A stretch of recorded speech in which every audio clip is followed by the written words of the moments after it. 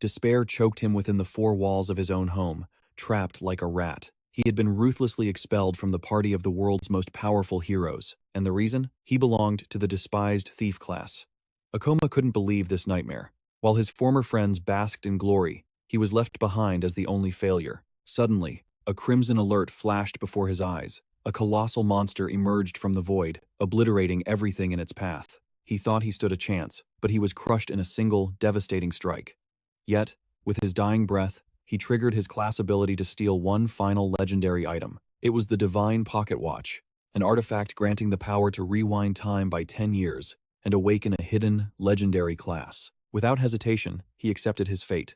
Akoma returned to his younger body, now possessing the ability to evolve faster than any living soul. He slaughters monsters, dominates dungeons, and devours double the experience points of a normal hunter. But to understand the rage fueling this ascension, we must rewind to the moment a trembling man asked his companion to repeat the unthinkable. After all, they had built this team from nothing, climbing through blood and sweat to finally reach the prestigious S-Rank. The leader stared at him with cold, dead eyes. Since Akoma apparently didn't understand the reality of the situation, he would spell it out one last time. The man shouted his name, Akoma Ichinose, leaving him paralyzed in shock. The verdict was final. They wanted him out of the glorious Sword Guild immediately. 15 years before this betrayal, mysterious portals began tearing open across the globe. These gates connected to supernatural realms, vomiting forth nightmares and monsters that sought to wipe out humanity. Simultaneously, a fraction of the population awakened to a system-like power, gaining levels and abilities just like a video game. This elite group, blessed with the power to fight back against the portals, came to be known as Hunters. Back then, a young man studied the mysterious script while accessing his awakened status screen for the very first time. Hunters could select any class, but paths like the mage were notoriously slow to cast and difficult to master, resulting in a horrific mortality rate. The boy stood at the crossroads of destiny, undecided on which path to walk. In the end, he chose the bandit class. He prioritized agility and speed, desperate to farm experience and grow stronger faster than anyone else. Akoma watched in awe as his plan succeeded. He leveled up rapidly, becoming a high-ranking hunter known throughout the lands as the Swift Blade. But as time passed, the portals brought greater devastation to the world. A magnificent, terrifying wing blocked out the sun. It was a beast of legend, a monster that bore a striking resemblance to the mythical griffin. Akoma fought on the front lines, risking everything for his country and the world, naively believing his sacrifice would always be honored. Now, his leader stood before him, demanding his removal. Shocked, Akoma asked why, but the man lost his patience, asking if he was truly this oblivious. He stared Akoma down, stating that deep inside, the protagonist already knew the harsh truth. The monsters were evolving, their defense impenetrable. Akoma's attacks were bouncing off, and as a support unit, he was utterly useless. The protagonist clenched his fists until his knuckles turned white, fighting to contain the exploding rage within him. The leader scoffed, admitting bandits were once good for speed, but that was ancient history. No one played that class anymore, because mages could deal catastrophic damage even at low levels. Furthermore, the guild had decided to strip him of his S-rank status. They claimed it was to stop Akoma from dying in high-level portals. The protagonist tried to fight back, arguing that while he had flaws, his loyalty was absolute. He had risked his life countless times for this team. Akoma shouted that no one else could confuse and poison monsters with his level of mastery. Silence hung between them. The leader remarked that at least Akoma didn't look ready to give up, urging him to keep living his life. Akoma asked what the hell that was supposed to mean. His companion simply offered a brief, pitying smile. Brushing past him, the man delivered the final blow. He was out of the team, effective immediately. He walked away, leaving the protagonist frozen in time. Akoma stood rooted to the spot, his mind unable to process the betrayal. Later, he found himself in a darkly lit room, surrounded by empty bottles. The floor was a graveyard of trash and cigarette butts, a reflection of his shattered life. Tears streamed down his face as he sat on the cold ground, clutching a lighter. He looked around, realizing that being a hunter had been his entire identity. Even without fame, he always believed his blood, sweat, and tears would mean something to someone. He watched the ash fall from his cigarette, bitterly realizing that this absolute solitude was his only reward. He remembered he was never talented enough. He had spent every penny of his own money on equipment just to keep up. Now, he didn't have a single cent to his name. Stripped of his S-rank status, he was barred from even entering high-level portals to earn a living. Suddenly, a notification lit up his phone. The glorious sword team had just returned victorious from an expedition in China. They had successfully cleared the Palace of Taotie, a portal the world had deemed impossible to conquer. The screen showed them celebrating, their faces beaming with joy and triumph. Akoma sat paralyzed in the dark, staring at the news. He watched the world cheer for the very people who had ruined him. The online forums were ruthless. Some users mocked me, asking where I had vanished to, while others sneered that I had been kicked out for being dead weight. Reading those toxic comments, rage boiled over. Akoma hurled his phone against the wall, shattering the screen. Why, in God's name, did he choose the accursed thief class? Sure, selling his high-tier equipment would buy him enough money to survive. But giving up his identity as a hunter? It wasn't that simple. Memories of his former party flooded his mind. He screamed, tears streaming down his face, howling that he had sacrificed music, everything for their sake. Collapsing to the floor, the cold truth crushed him. He had absolutely nothing left. Suddenly, an emergency alert pierced the silence. The protagonist froze, eyes widening in shock at the notification. An S-rank catastrophe had spawned in the Manhwa district of Tokyo. The alert screamed for immediate evacuation.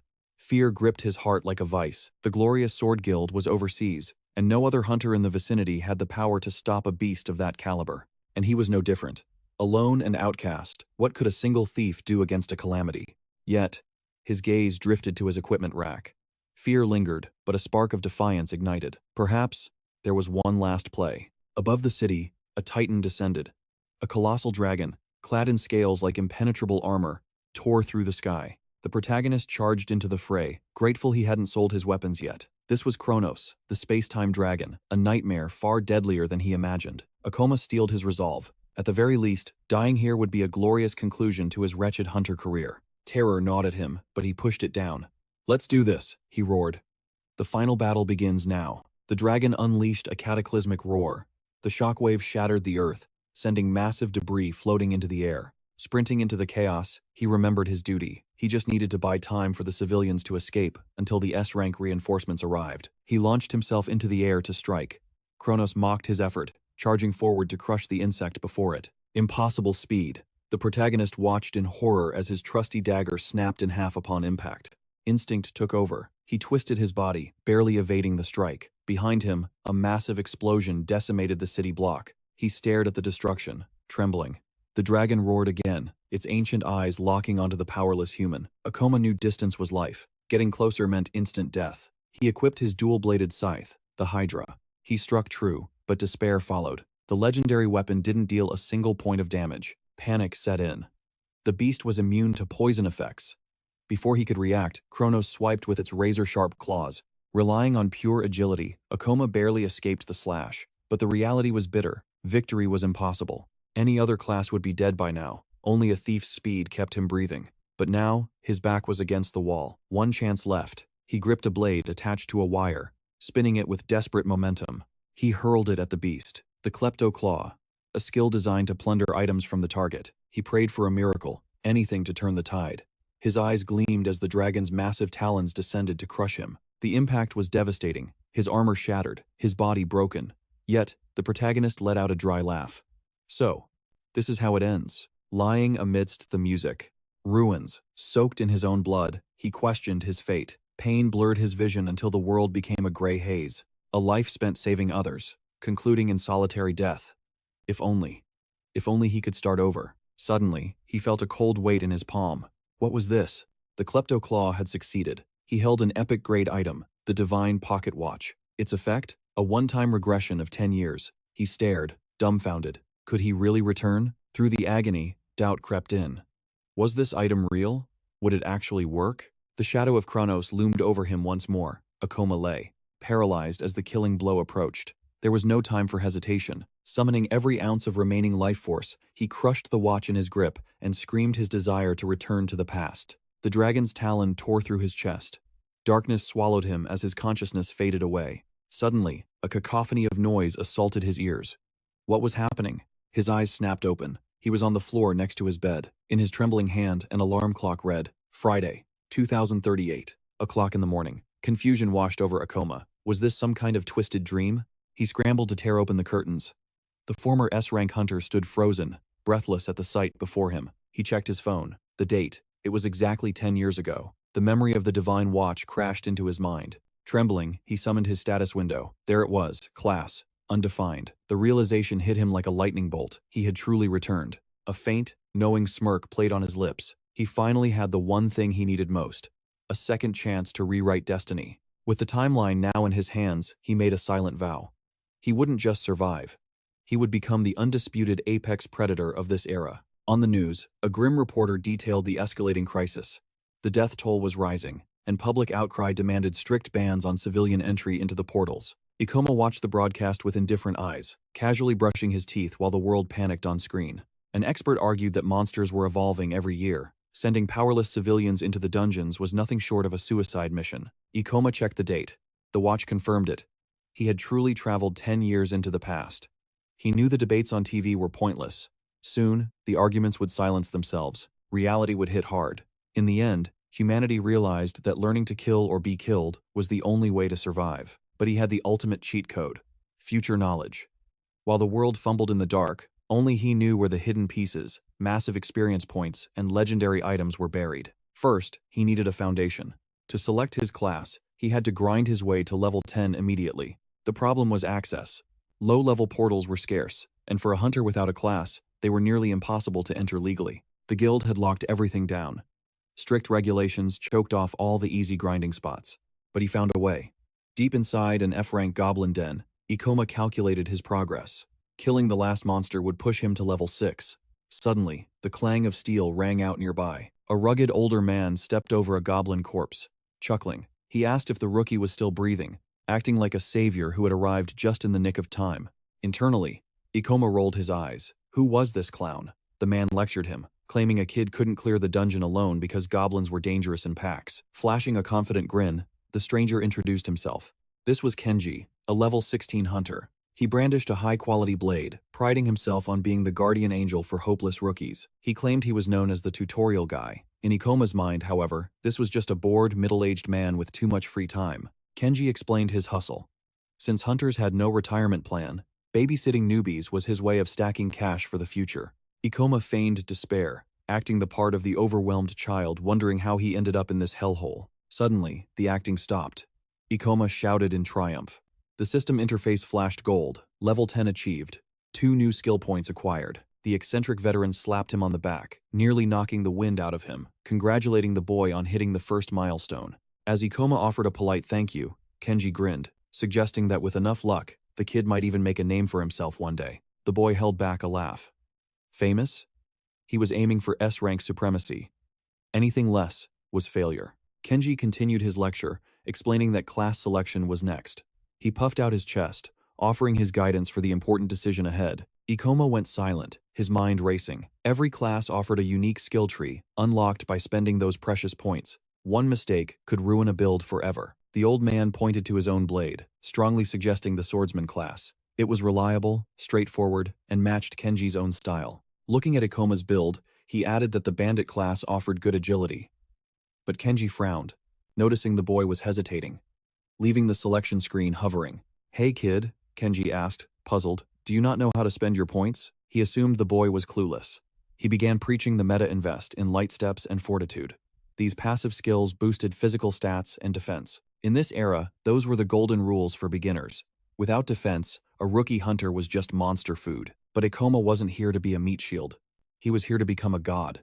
Wasting points on basic defense was out of the question. He didn't need a balanced build. He needed exactly one specific skill. As he moved to select it, Kenji panicked. He begged the boy to stop, ranting that damage resistance skills were trash-tier garbage. And of all of them, fall damage resistance was the most useless. When would a hunter ever need that? The system chimed, skill acquired. Kenji looked at him like he was insane, asking if he had a phobia of heights and warning him not to ruin his character. The veteran's jaw dropped. He watched in horror as Akoma dumped 10 more precious skill points into the same useless trash. Resistance upgraded to level 2. Then, level 3. 15 points vanished into the void. Kenji felt like he was watching a train wreck. Devastated, the old man muttered to himself. The kid had just bricked his account. All those points wasted on falling?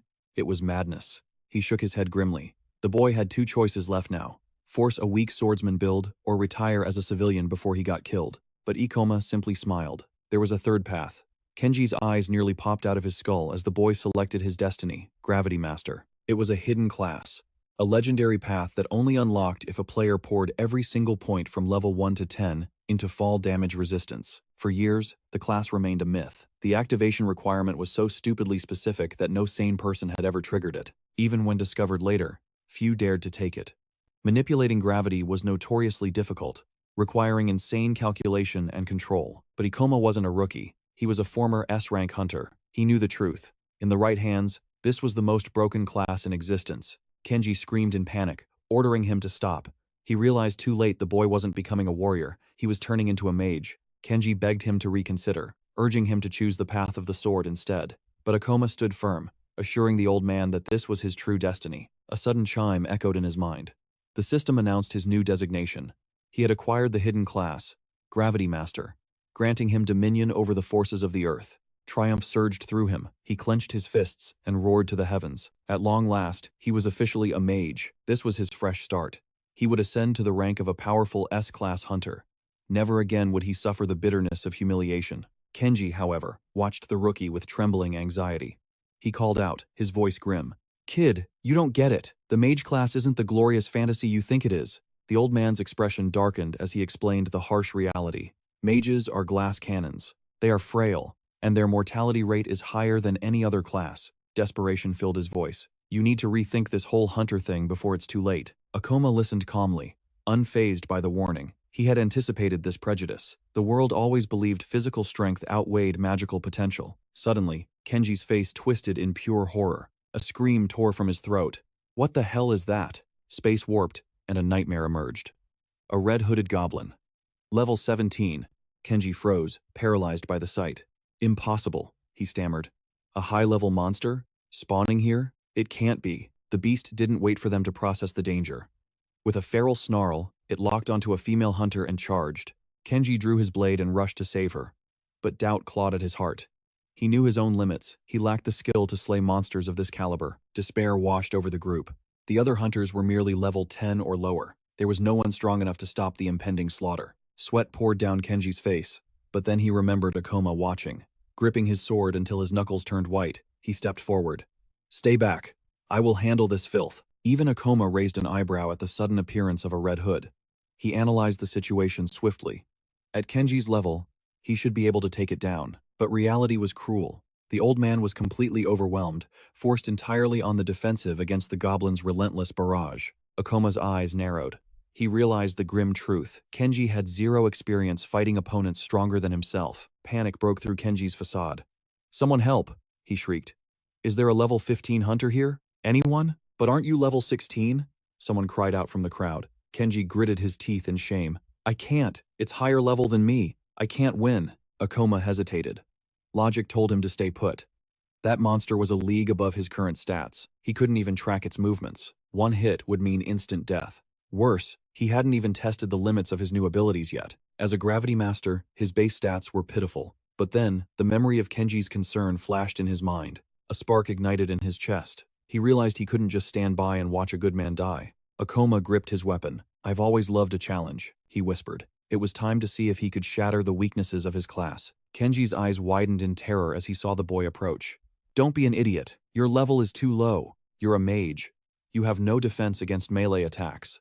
That thing will butcher you in the blink of an eye." Akoma ignored the warnings. "Hey, ugly," he shouted. The frenzied red hood snapped its gaze toward him. "You'll make the perfect test subject for my gravity mastery. I chose this class because it's the strongest," Akoma declared. "I'm betting my second life on it.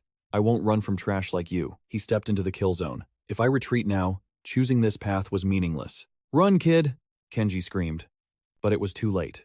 The goblin drew its jagged blade and launched itself at the novice. The fatal flaw of the mage class was their pathetic physical attributes. They were destined to hide behind tankier hunters for survival. But Akoma was an anomaly. As a gravity master, he didn't need muscle. He could manipulate the laws of physics themselves. "Gravity manipulation," he chanted. "Reduce weight by 50%. Whoosh! He vanished from the goblin's trajectory. Kenji gasped, his jaw dropping. How? How is he moving that fast? Akoma smirked internally. By having the gravitational pull on his body, his agility had skyrocketed. It restricted him to linear movements, like a bullet. But that was enough. As long as he could read the enemy's attack patterns, he was untouchable. The goblin slashed again, missed. Akoma weaved through the steel rain. In his past life as a rogue, he had danced with death against thousands of monsters using speed alone. Flash! Steel met flesh. The red hood howled as a fresh wound opened on its chest. Kenji watched in disbelief. He's a low-level mage. How can he deliver strikes faster than a swordsman? It was pure mastery. With perfect mana control and a deep understanding of his class, Akoma had bridged the gap in physical stats. Low-level trash always attack in simple patterns, Akoma noted cold-bloodedly. I just need to go faster. How is this possible? Kenji murmured. Suddenly, Akoma's voice cut through the chaos. Old man, strike now, finish it. Snapping out of his daze, Kenji raised his sword and charged. The goblin, confused, turned its head toward the oncoming threat. A cold smile played on Akoma's lips. His eyes gleamed with a predator's intent. You dare turn your back on me? Thus, the protagonist unleashes his gravity magic, crushing the beast into the earth with invisible chains. The goblin stands completely paralyzed, eyes wide as it hears a terrifying sound approaching. High above, the old veteran prepares to descend, his weapon gleaming as he readies the final blow. He strikes with devastating force, and a system notification chimes Akoma has leveled up twice instantly. Standing over the goblin's corpse, the young hunter realizes his theory was absolute perfection. A wave of relief washes over him. This battle wasn't just a win. It was proof that he is destined to become the most powerful hunter in history. Whispers erupt from the bystanders. They notice the hunter is a rookie, yet he dismantled the dreaded Red Hood with terrifying ease. In his mind, Kenji is reeling, realizing that despite being a low-level novice, the boy's speed completely outclassed the monster. He stares at the boy, stunned to see the brat hasn't even grasped the magnitude of his own feat. Still trembling, Kenji mutters that this novice has god-tier talent, wondering who Akoma truly is. Suddenly, a sharp backlash of pain shoots through the protagonist's body. He slumps heavily against a rock, the system warning him that his mana is completely depleted. He notes grimly that he needs to grind his proficiency to handle these skills better. On the other hand, the old veteran looks at him with eyes full of genuine joy, just happy to see the kid breathing. Kenji approaches and bows his head in thanks, asking if the exhausted hero would allow him the honor of carrying him on his back. Akoma sighs, admitting it's a bit embarrassing for a future legend, but his legs are jelly, so he accepts the ride. The portal had been packed with seasoned fighters, yet only Akoma, a hunter of merely a few days, had the guts to step up when death came knocking. Internally, the old man continues his gratitude, realizing the boy gave him the courage he had lost. Fear had been his master, forcing him to hunt weak trash, but no longer. The days of being the tutorial guy are over. From this moment on, he decides to walk the path of a true victor. Meanwhile, Kenji whispers to himself that it was the greatest honor of his life to witness the birth of a hero. Thanking the protagonist once more, he acknowledges that the portal proved the devastating potential of a gravity master. Now, the only goal is to power level. However, Akoma knows that grinding solo is inefficient and deadly. He needs a tank or a support he can rely on to clear dungeons faster. But at the guild, the receptionist stares blankly, admitting she has never even heard of a class related to gravity. She eyes his stats skeptically, asking if he can really hunt with such garbage attributes, but Akoma cuts to the chase, asking for a recruitment board. The woman nods, mentioning a specific squad that is desperate enough to accept anyone, regardless of class or level. Akoma demands an introduction immediately. She hesitates, nervous, warning him that since his class is labeled mage and his stats are abysmal, even the desperate team might kick him to the curb. Akoma isn't surprised. He knows that legendary rare classes are often complex and misunderstood by the average hunter. Undeterred, the protagonist demands their contact info, ready to brute force his way through the prejudice. Suddenly, a man steps in, sneering that the boy is wasting the receptionist's time and tells him to quit while he's ahead. Akoma turns, cold eyes asking for a name. The stranger laughs, claiming the boy is a comedian for not recognizing a celebrity. He puffs out his chest, introducing himself as Kakeru of the Thunder Knights, claiming his name is known by every hunter worth their salt. The protagonist notes they likely only value melee DPS classes. Kakeru confirms with a smirk, declaring that mages are utterly useless trash. He spits out that mages are cowards hiding behind the front lines, unworthy of the title of hunter. Kakeru lectures the boy, saying he should have done his homework before picking such a pathetic class. Beyond that, the brat's attributes are an insult to the profession, and he feels personally offended seeing a weakling tarnish the reputation of rare classes. Akoma raises an eyebrow, asking if Kakeru also holds a rare title. The arrogance explodes as Kakeru asks if the boy wants a demonstration of real power. He points his blade directly at Akoma's throat, commanding him to witness greatness. He raises the weapon, summoning a crackling storm of lightning. Basking in the glow, he declares the Thunder Knight the ultimate class, boasting incredible stats and destructive skills. The crowd gasps in awe, murmuring that they've never seen such dazzling power. Kakeru soaks in their admiration like a drug. The receptionist panics, shouting that skill usage is banned here, but Kakeru dismisses her, claiming it was necessary to educate the ignorant brat. With a mocking sneer, He says he doesn't care, but insists the protagonist is far too arrogant for thinking he belongs in a team. While the guy keeps running his mouth, Akoma's eyes narrow, dissecting the Thunder Knight class with a gamer's logic. High damage output, sure, but the movements are linear and simple, completely unsuitable for complex raid mechanics. Akoma realizes that against a speed-type boss or an enemy with lightning immunity, this guy would be nothing more than a corpse. Around them, the mob mentality takes over, with people agreeing that mages are dead weight, and the boy is just desperate for a carry. Others just stare with jealousy, wishing they had the flashy power of the Thunder class. Akoma sighs. Portals are a new phenomenon here, so the ignorance is expected. He almost forgot how badly mages were treated in the early days. The world still thinks raw stats and flashy lights are everything, so it seems he is destined to walk the solo path a little longer. The receptionist finally snaps, scolding Kakeru that his cruel words were entirely unnecessary. Akoma offered a cold thanks, realizing his mistake. He shouldn't have asked. For now, he would walk this path alone. Kakeru sneered, mocking his ambition. You should rethink this hunter dream, kid. I really don't want to drag your corpse out of a dungeon. Akoma gave a curt nod of gratitude for the warning and turned away. Kakeru's gaze bored into his back, watching the boy march toward his fate. Deep in the Hunter Guild archives, Akoma studied in silence. Trust was a luxury he couldn't afford yet. No team would accept him. Music. He needed a partner for the long game, someone with perfect synergy. But before that, he had to become a monster himself. He needed a legendary achievement. The battle with Red Hood had been child's play. It revealed a glimpse of his true potential as a gravity user. To truly grow, he had to bleed. He scanned the records for a portal far above his current rank. A true challenge. His eyes landed on the perfect hunting ground. The level 25 statue temple. These controlled portals were kept open by the guild, farming grounds for hunters to sharpen their fangs. The Stone Knight ruled that domain. A dangerous foe, but a goldmine for low-rankers desperate for coin. If he could solo that beast, the elite teams wouldn't be able to ignore him anymore. Even weaklings could enter, scavenging scraps of experience near the entrance. But Akoma wanted more. Music. Akoma slammed the book shut. Determination hardened his gaze. He would conquer the temple, level up, and build his squad. Meanwhile, deep inside the dungeon, a figure sprinted desperately down the stone steps.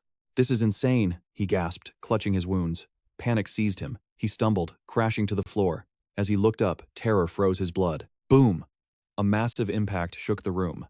The stone monster stood over him, bathed in fresh blood. Back at the counter, the attendant stared in disbelief. "Level 12? You want to solo the statue temple?" Akoma didn't flinch. "Show me the regulation that forbids it." She stammered, flustered. "Technically, you're right, but going in there alone? It's suicide. The recommended level is 25, she insisted. Music. Dungeons are unpredictable. Anything can happen in the dark. Akoma was already walking away. "I'm just scouting," he lied smoothly. "I won't stay long." Standing before the swirling portal, he steeled his resolve. Music. Strength required sacrifice. He had to gamble his life. He had always punched up, fighting beasts far above his weight class. It was the only way to evolve. Music. One kill here was worth 100 elsewhere. He would skyrocket through the levels in an instant. He moved silently past the frozen figures. Music. Suddenly, a crystal on a statue's forehead flared with ominous light. It lunged for his blind spot. But Akoma was ready. He sidestepped the lethal blow. Too slow. The system window popped open. Level 20, Akoma noted. A worthy appetizer. He locked eyes with the golem. "I can take him." He weaved through the stone fists, dancing on the edge of a blade. His eyes widened. A wall blocked his path. The behemoth rumbled forward, trapping him. Gravity reduction. His body became light as a feather. He vaulted over the monster, slashing its flank in midair. Sparks flew, but the stone skin remained unbroken. Still, Akoma smirked. This thing couldn't kill him. Its patterns were primitive. He saw every opening. Akoma unleashed a torrent of strikes, testing the defense. He chipped away at the rock. But it wasn't enough. This was going to be a grind. High defense. Just as I thought. The golem roared, charging for round 2. A standard fight would take too long. Time to test a theory. Gravity reduction activated. He blurred past the stone fist. He leveled his blade at the monster. Now. Gravity increase. Crack! His sword plunged deep into the stone chest. A crimson light poured from the fracture. The statue cleaved cleanly in two. "First, I reduced gravity for maximum velocity," he muttered. "Then, I shifted the gravitational vector to the point of impact. Speed plus mass equals devastation." The level-up notifications flooded his vision. Just as planned. He wouldn't hoard these points. He pulled up the interface. He knew exactly what he needed, but his points were limited. He could only evolve one skill. There was only one real choice. gravity manipulation. He pressed confirm. The skill evolved to level 2. Now, he held total dominion over the gravity affecting his own body. A smile crept onto his face. He could change the direction of the gravitational force itself. The possibilities were endless. However, his true purpose here was far simpler. He was after the demon stones. These cores were undeniable proof of his kill. Yet, even after securing the prize, his mana reserves were still overflowing. He scanned the darkness, hungry for more prey. Spotting several targets nearby, he decided to test the limits of his new power. But before he could move, a bolt of lightning tore through the air.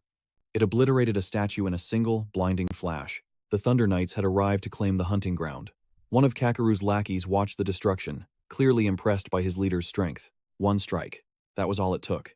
The female healer noted that despite the monster's resistance to lightning, Kakeru's raw power crushed through them. Kakeru scoffed, disappointed by the lack of challenge. He wondered aloud if every guild-controlled dungeon was this pathetic. With a mocking laugh, he complained about his leveling speed. Clearly, they needed a hunting ground with monsters worthy of his time. He stepped forward, crushing the smoldering remains of his enemy beneath his boot. The silence was heavy with arrogance. His companion asked if he had been too cruel to the guild rookie earlier, but Kakeru just sneered. Someone had to teach the weak their place. In his twisted mind, he had done the kid a favor. Better to be humiliated than to die in a dungeon because of ignorance. It was a harsh lesson, but a necessary one. The truth had to be spoken, though his teammate muttered that benevolence certainly wasn't his real motive. Suddenly, a deafening boom echoed from the next chamber. Kakeru drew his blade instantly, sensing a new presence. His scout noted the ceiling was much higher in there, but Kakeru waved it off. Dimensions didn't matter to him. Size was just a number. But then, a colossal shadow emerged from the gloom. His companions froze in terror, staring up at the giant stone warrior. Kakeru's eyes lit up with excitement. Finally, a challenge worth his time. A level 30 elite monster. It towered over them, dwarfing every other beast they had faced.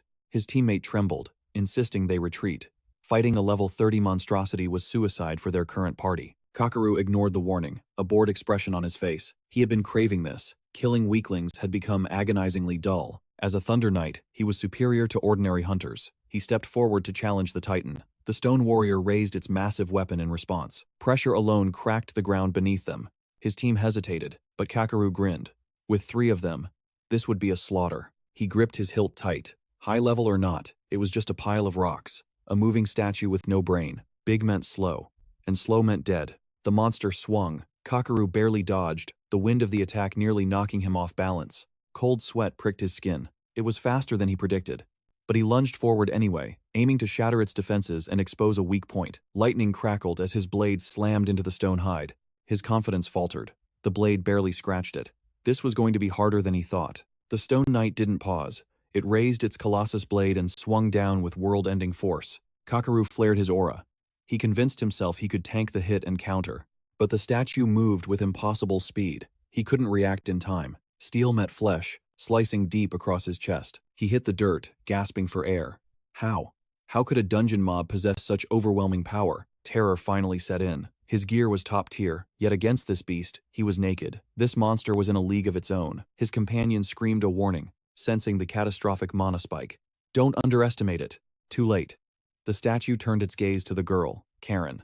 She raised her sword just as the blow landed, her knees buckling under the weight. She was sent flying like a rag doll. The other teammate rushed to help, only to take a brutal impact to the gut. Ribs shattered. He coughed up a violent spray of blood as he collapsed. Kakeru watched his team fall in seconds. Pure panic hijacked his brain. This wasn't supposed to happen. The monster loomed over him like a god of death. No. He refused to accept this. I am special, he screamed, summoning every ounce of his remaining mana. He unleashed his ultimate technique. A blinding storm of lightning crashed into the night, carrying all his life force. But as the smoke cleared, despair crushed his soul. The statue simply caught the blade and snapped it like a twig. His weapon. His pride. Broken in half. He scrambled backward, stripped of all defenses. Tears streamed down his face, washing away his arrogance. He sobbed uncontrollably, but the monster didn't care. It took another step. Death was inching closer. The giant blade rose high into the air. No, this can't be real. I don't want to die, he shrieked.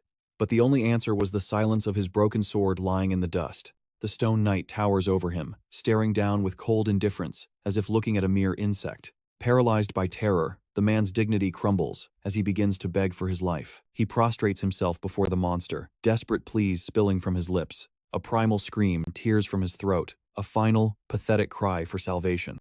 Suddenly, a leg wreathed in violet energy cuts through the air. The monster raises its colossal stone blade to strike, but the protagonist counters instantly. Gravitational reduction. Activate. The effect is immediate. The massive statue freezes in place, momentarily paralyzed by the crushing force of the spell. Confused, the beast scans its surroundings, hunting for the invisible attacker. Its glowing eyes lock onto a pulse of purple mana radiating nearby. Akoma touches down at a safe distance. He clicks his tongue. He assumes that he should have known a simple trick wouldn't hold a beast like this for long. Stunned, Kakaru stammers. Is this the rookie from the guild? The one who chose the mage class? The boy remains silent, sparking the hunter's irritation. What are you doing? He screams. There is no way a rookie can take down a monster of that caliber. The protagonist, currently only level 16, knows the hunter isn't wrong. This won't be a walk in the park. His opponent is a level 30 stone knight, a predator that climbed the ranks by devouring weaker hunters and monsters, evolving into a terrifying irregular specimen. Even so, the sheer scale of the beast is intimidating. Akoma sighs. He only came here for a light warm-up, hoping to snag a quick kill before heading home. Fate, however, had other plans. He never expected to stumble upon a boss-tier calamity like this. Still cowering on the ground, Kakaru yells at him to stop staring and run. That thing wiped out his entire party before they could land a single scratch. Ignoring the bodies of the fallen and the coward's warnings, the protagonist focuses.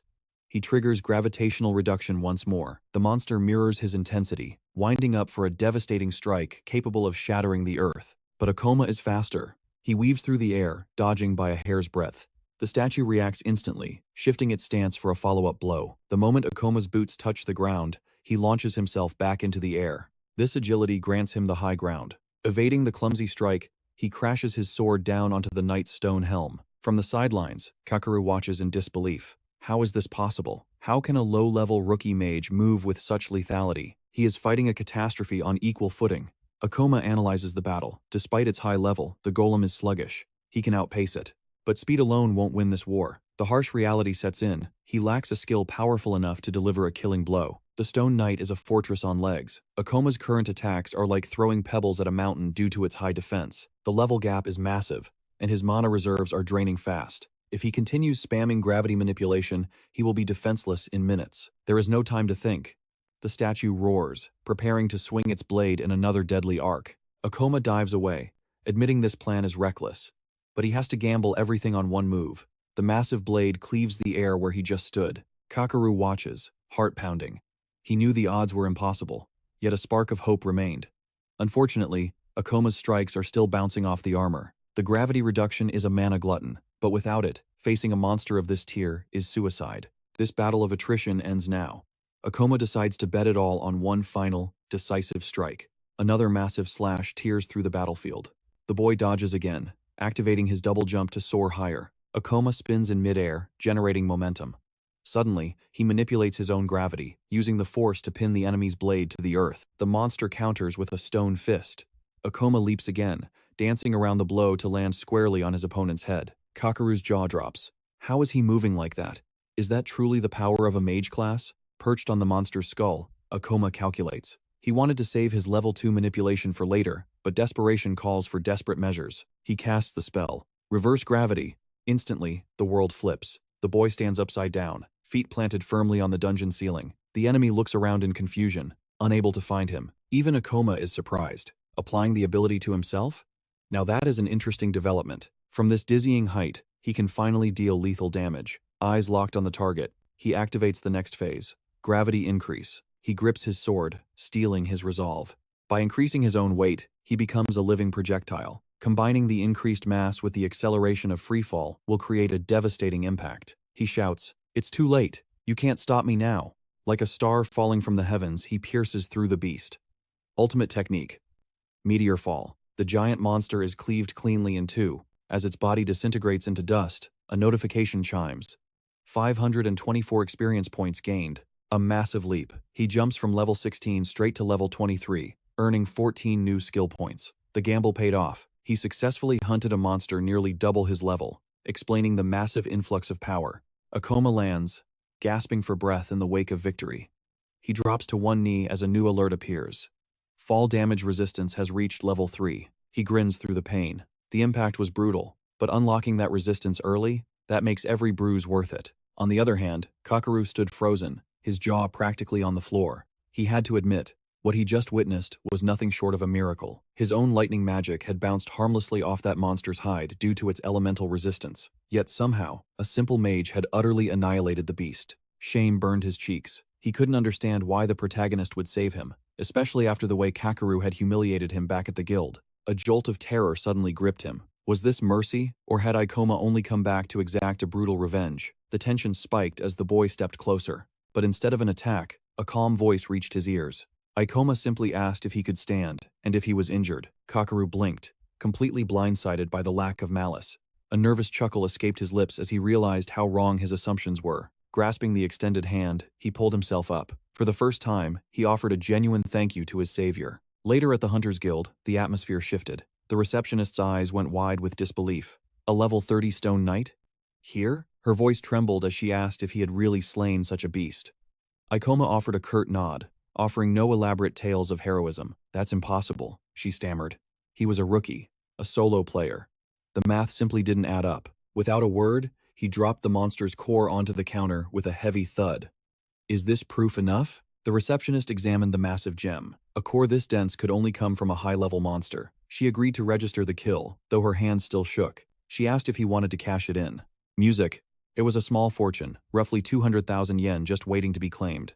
But Ikoma shook his head. He didn't need the cash yet. He needed the prestige. Suddenly, a familiar voice called out from the crowd. It was Kakaru again. He had been hunting the guild hall for Ikoma, desperate to express his gratitude one more time. But he wasn't empty-handed. He threw his arms wide with a grand proposal. How would Ikoma like a spot in the elite Thunder Knights? A hush fell over the room. The Thunder Knights were a rising powerhouse. For them to scout a rookie publicly was unheard of. Whispers erupted everywhere. Seeing the core in his hand, they realized Ikoma was the real deal. Kakaru grinned, calling it a lucky day for such a rare invitation. Ikoma shifted slightly, finding the sudden spotlight more annoying than flattering. Kakaru urged him not to be shy, but Ikoma's expression remained cool. His answer was short and sharp. I refuse. Kakaru recoiled as if slapped. He stammered, confused. Wasn't every rookie dying to find a team? I was, Ikoma admitted calmly. But plans change, and so have I. He spun on his heel and walked away, leaving the Thunder Knight stunned in his wake. Ikoma knew if he kept leveling at this pace, his true goals were well within reach. His eyes were set on the future. Soon, the Theater of Maniacal Dreams portal would manifest. Inside lay a legendary artifact of immense power. Armed with the memories of his past life, Ikoma was determined to be the first to claim it. A bag of stones clattered onto the reception desk. Exchange these for cash, a voice commanded. The guild fell silent. The receptionist stared, bewildered. How was he slaughtering monsters at this rate? He was supposed to be a solo player. Ikoma ignored the gawking crowd. He had more important business to conclude. There is one more thing. He demanded a promotion to rank D. The rules were strict. F ranks become E ranks upon class selection, but only rank D hunters could face the portal disasters. The receptionist sighed, reciting the manual. He could only apply for that promotion once he hit level 25. Ikoma simply summoned his status window. That won't be a problem, he said. Music, I am already level 26. Her jaw dropped. A solo mage reaching such heights in record time? It was unheard of. Suspicion clouded her gaze. How could anyone power level so fast? It defied all logic. She wondered if the Gravity Master class was truly this broken, but the numbers didn't lie. Akoma had secured his promotion. He possessed more than just a god-tier class. He held 10 years of battle experience and knowledge from a future that hadn't happened yet. Speed-running the ranks was risky. It put a target on his back. But time was a luxury he didn't have. With rank D secured, the real game began. A myriad of high-level portals were now open to him. It would also make finding party members easier. But most importantly, it granted access to the dungeon housing, that unique weapon. In his past life, that weapon had fallen into the hands of a madman, a hunter who twisted its power to become a mass murderer. That tragedy was etched into his memory. This time, he would seize the artifact before history could repeat its bloody cycle. To do it, he couldn't go completely alone. He scanned the guild hall. A large team was too messy, too loud. He needed a partner, just one. Caution was his greatest weapon right now. Specifically, he needed someone whose abilities would synergize perfectly with his gravity magic. Music. His mind raced through the variables. Who was the perfect candidate? Someone solitary, skilled, and willing to work in the shadows. The hunt for a partner had begun. Ikoma paused, a frown creasing his brow. Was he chasing a ghost? Perhaps his standards for a teammate were bordering on the impossible. To secure the right ally, He had to search every guild in the district. But as the sun climbed higher, he realized he had already burned through half the day with nothing to show for it. This was guild number 4. Stepping through the entrance, a heavy sigh escaped him. Maybe it was time to lower his expectations and compromise. Suddenly, a harsh voice cut through the noise. Someone was being berated loudly. A girl stood there, tears brimming in her eyes as she stammered an apology. But her team leader was ice cold. "Sorry, fixes nothing," the woman spat. Akoma stopped, curious about the commotion. The leader pointed a sharp finger at the girl. "Satsuki, you're out. Fired." Desperation flooded Satsuki's face. She pleaded, her voice trembling. "Please, I promise I'll do better." Irritation flashed across the leader's face. "Your skills are trash, and your cooldowns are an eternity.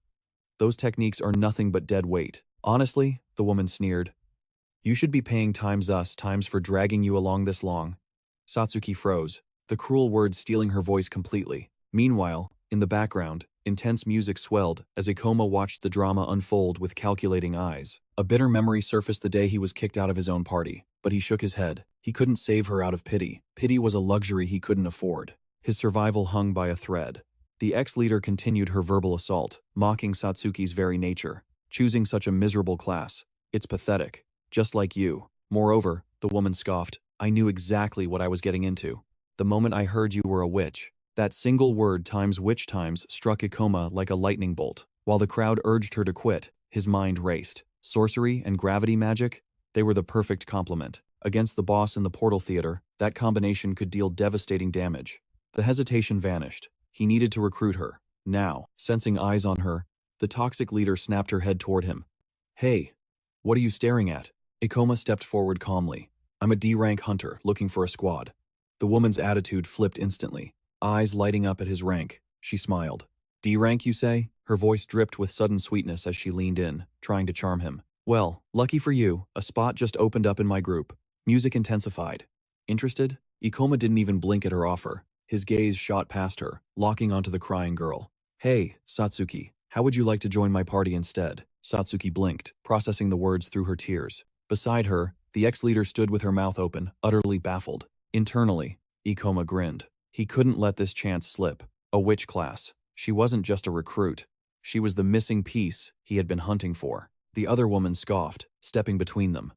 "Don't waste your time with that trash. My group is the obvious choice here." Flustered and embarrassed, Satsuki lowered her head. "Thank you. But you're a ranked D hunter. I haven't even hit level 20 yet." Akoma reached out, taking her hand firmly.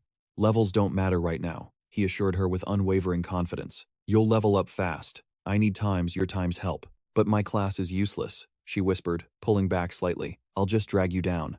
Akoma held his ground. "No, you won't. I can help you." "I have zero confidence," she admitted, voice cracking. "Maybe I should just quit for real." Akoma looked her in the eyes. "I'm not asking for miracles. Just give me one chance. I'll help you build that confidence." Moved by his determination, Satsuki bowed deeply. If you really want me, then I'd love to join." The ex-leader let out a harsh laugh. "Unbelievable. You picked the useless one? Mark my words, you're going to regret this." Akoma glanced at her coolly. "Thanks for the advice." But he wasn't done. As he brushed past her, he dropped a final truth bomb. "But I know more about hunter classes than anyone else alive." His new partner fell in step right behind him. A witch could cover a gravity master's blind spots perfectly. In the theater, her skills weren't just support, they were as lethal as his own weapons. Time passed. The scene shifted as the duo arrived at a desolate location far from the city. Akoma turned to her. "Thanks for trusting me and coming this far." "I still don't see why," Satsuki murmured. "Witches aren't useful." Akoma smiled mysteriously. "I'm from a mage-type lineage too. You might feel weak now, but trust me, in a few years, the world will see your true value." "Do you really believe that?" she asked, eyes wide. "I know it," Akoma confirmed. "But right now, we need to focus on this portal." Satsuki nodded, trying to steel herself. But Akoma dropped a bombshell. "This isn't a controlled gate. We've entered an unregistered portal that hasn't officially appeared yet. Recommended level, 30 or higher." Satsuki's face went pale. 30? That's insane. And it's uncharted? Uncharted portals were death traps zones that hadn't existed long enough for the guilds to analyze or map. Panic seized her voice. "I'm only level 17. My class is terrible. We're going to die." "Relax," Akoma said, his voice an anchor in the storm. "You won't get a scratch. I'm fighting alone." In his past life, he had memorized every single raid record. He already had a perfect strategy to clear the theater. He knew every spawn, every trap, and every weakness. "We can clear this easily," he declared, aura flaring around him as the music swelled.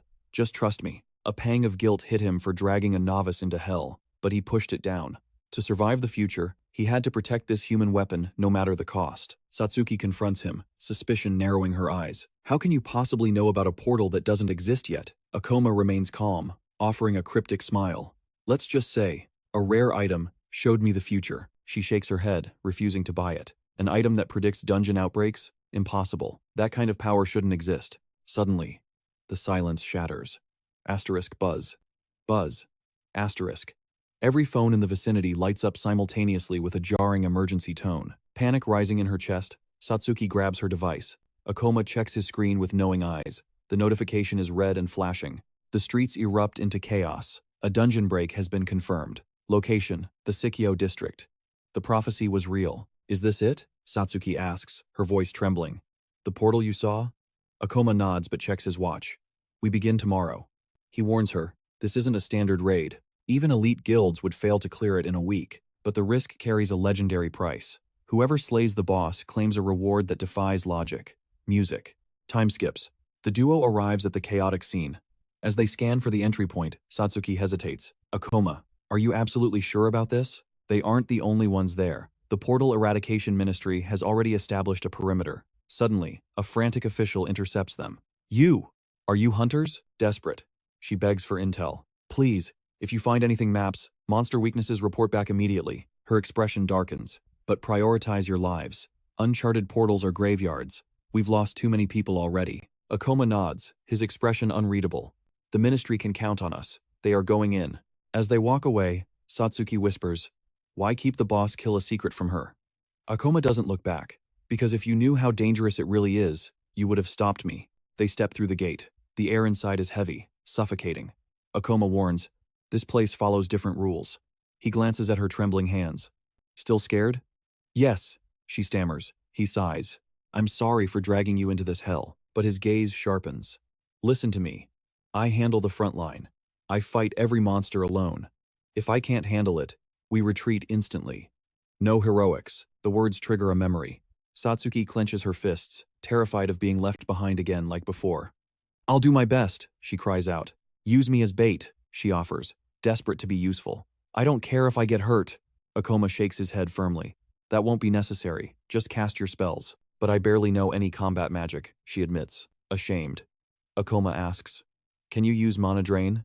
It's a support skill siphoning energy from a target. In a short fight, it's useless. But in a war of attrition against high-tier beasts, it's a game changer. "You drain them. You fuel me," Akoma explains. For a gravity user whose power consumes mana like water, she is the ultimate battery. With her support, Akoma becomes a perpetual motion machine of destruction. Infinite fuel, infinite power. Satsuki frowns. It takes too long to cast, and the efficiency is terrible. Music, she argues. Wouldn't a direct attack spell be better? She wants to fight, not just watch. Akoma thinks, asterisk. For a normal party, maybe. Asterisk. But aloud, he draws his blade. "I will fight at maximum output. I'll buy you all the time you need.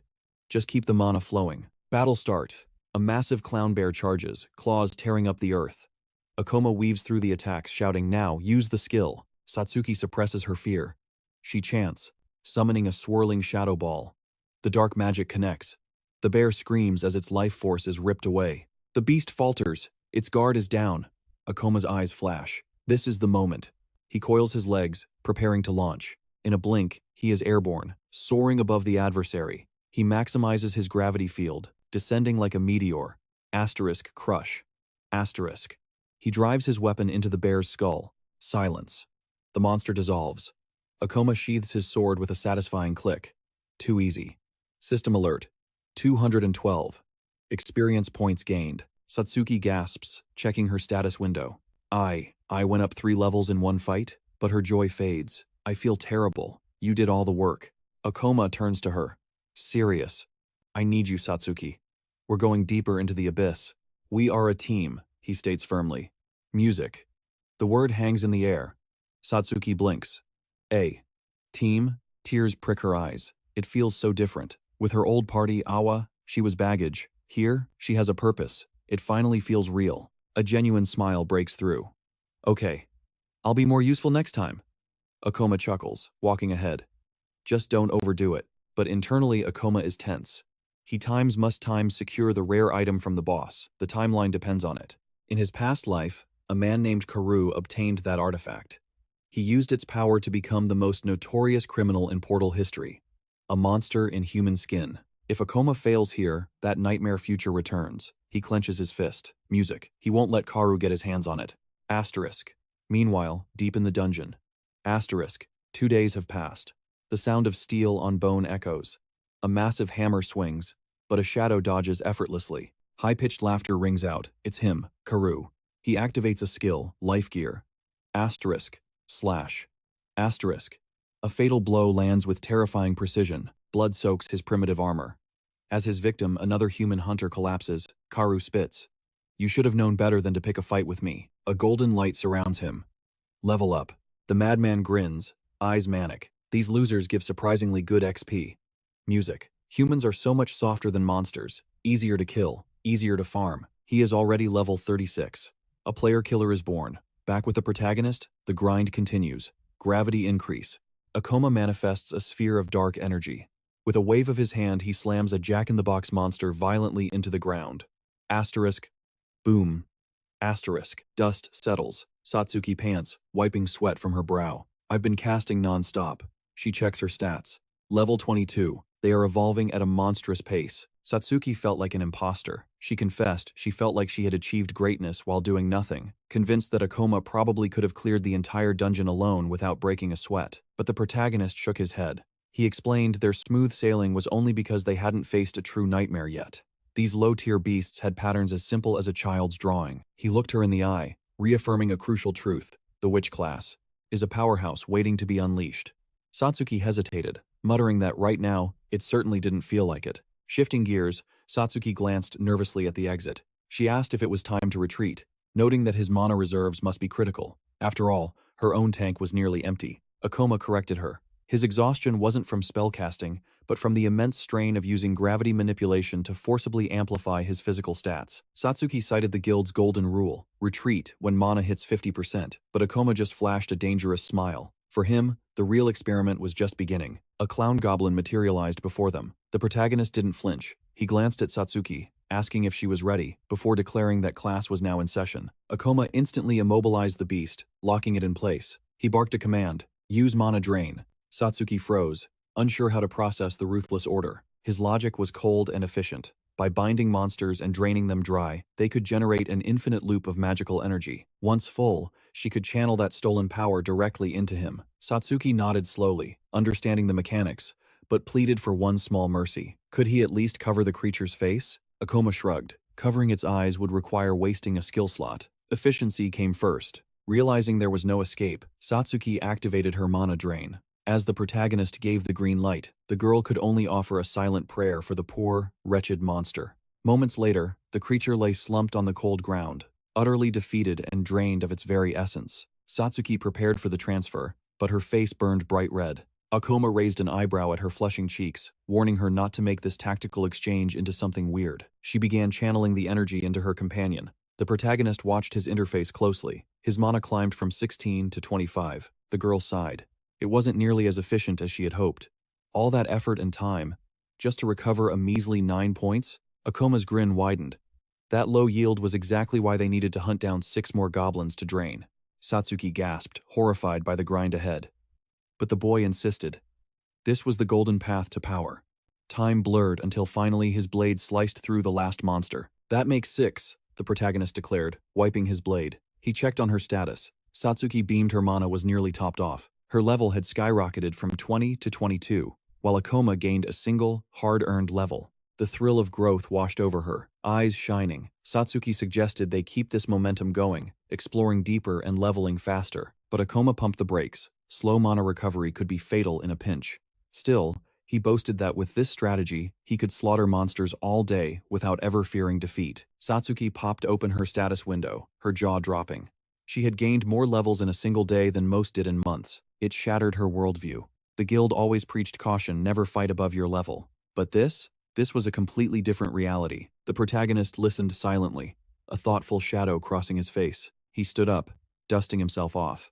The guild gave that advice to keep people alive, sure, but safety breeds mediocrity. True strength, real skills, and combat experience only come to those willing to dance with death against high-level nightmares. She watched him, his words sinking deep into her soul. In that moment, the fear vanished from Satsuki's eyes, replaced by burning determination. Later, they navigated the vaulted halls of a twisted cathedral. Satsuki whispered, asking if they were truly insane enough to clear this portal.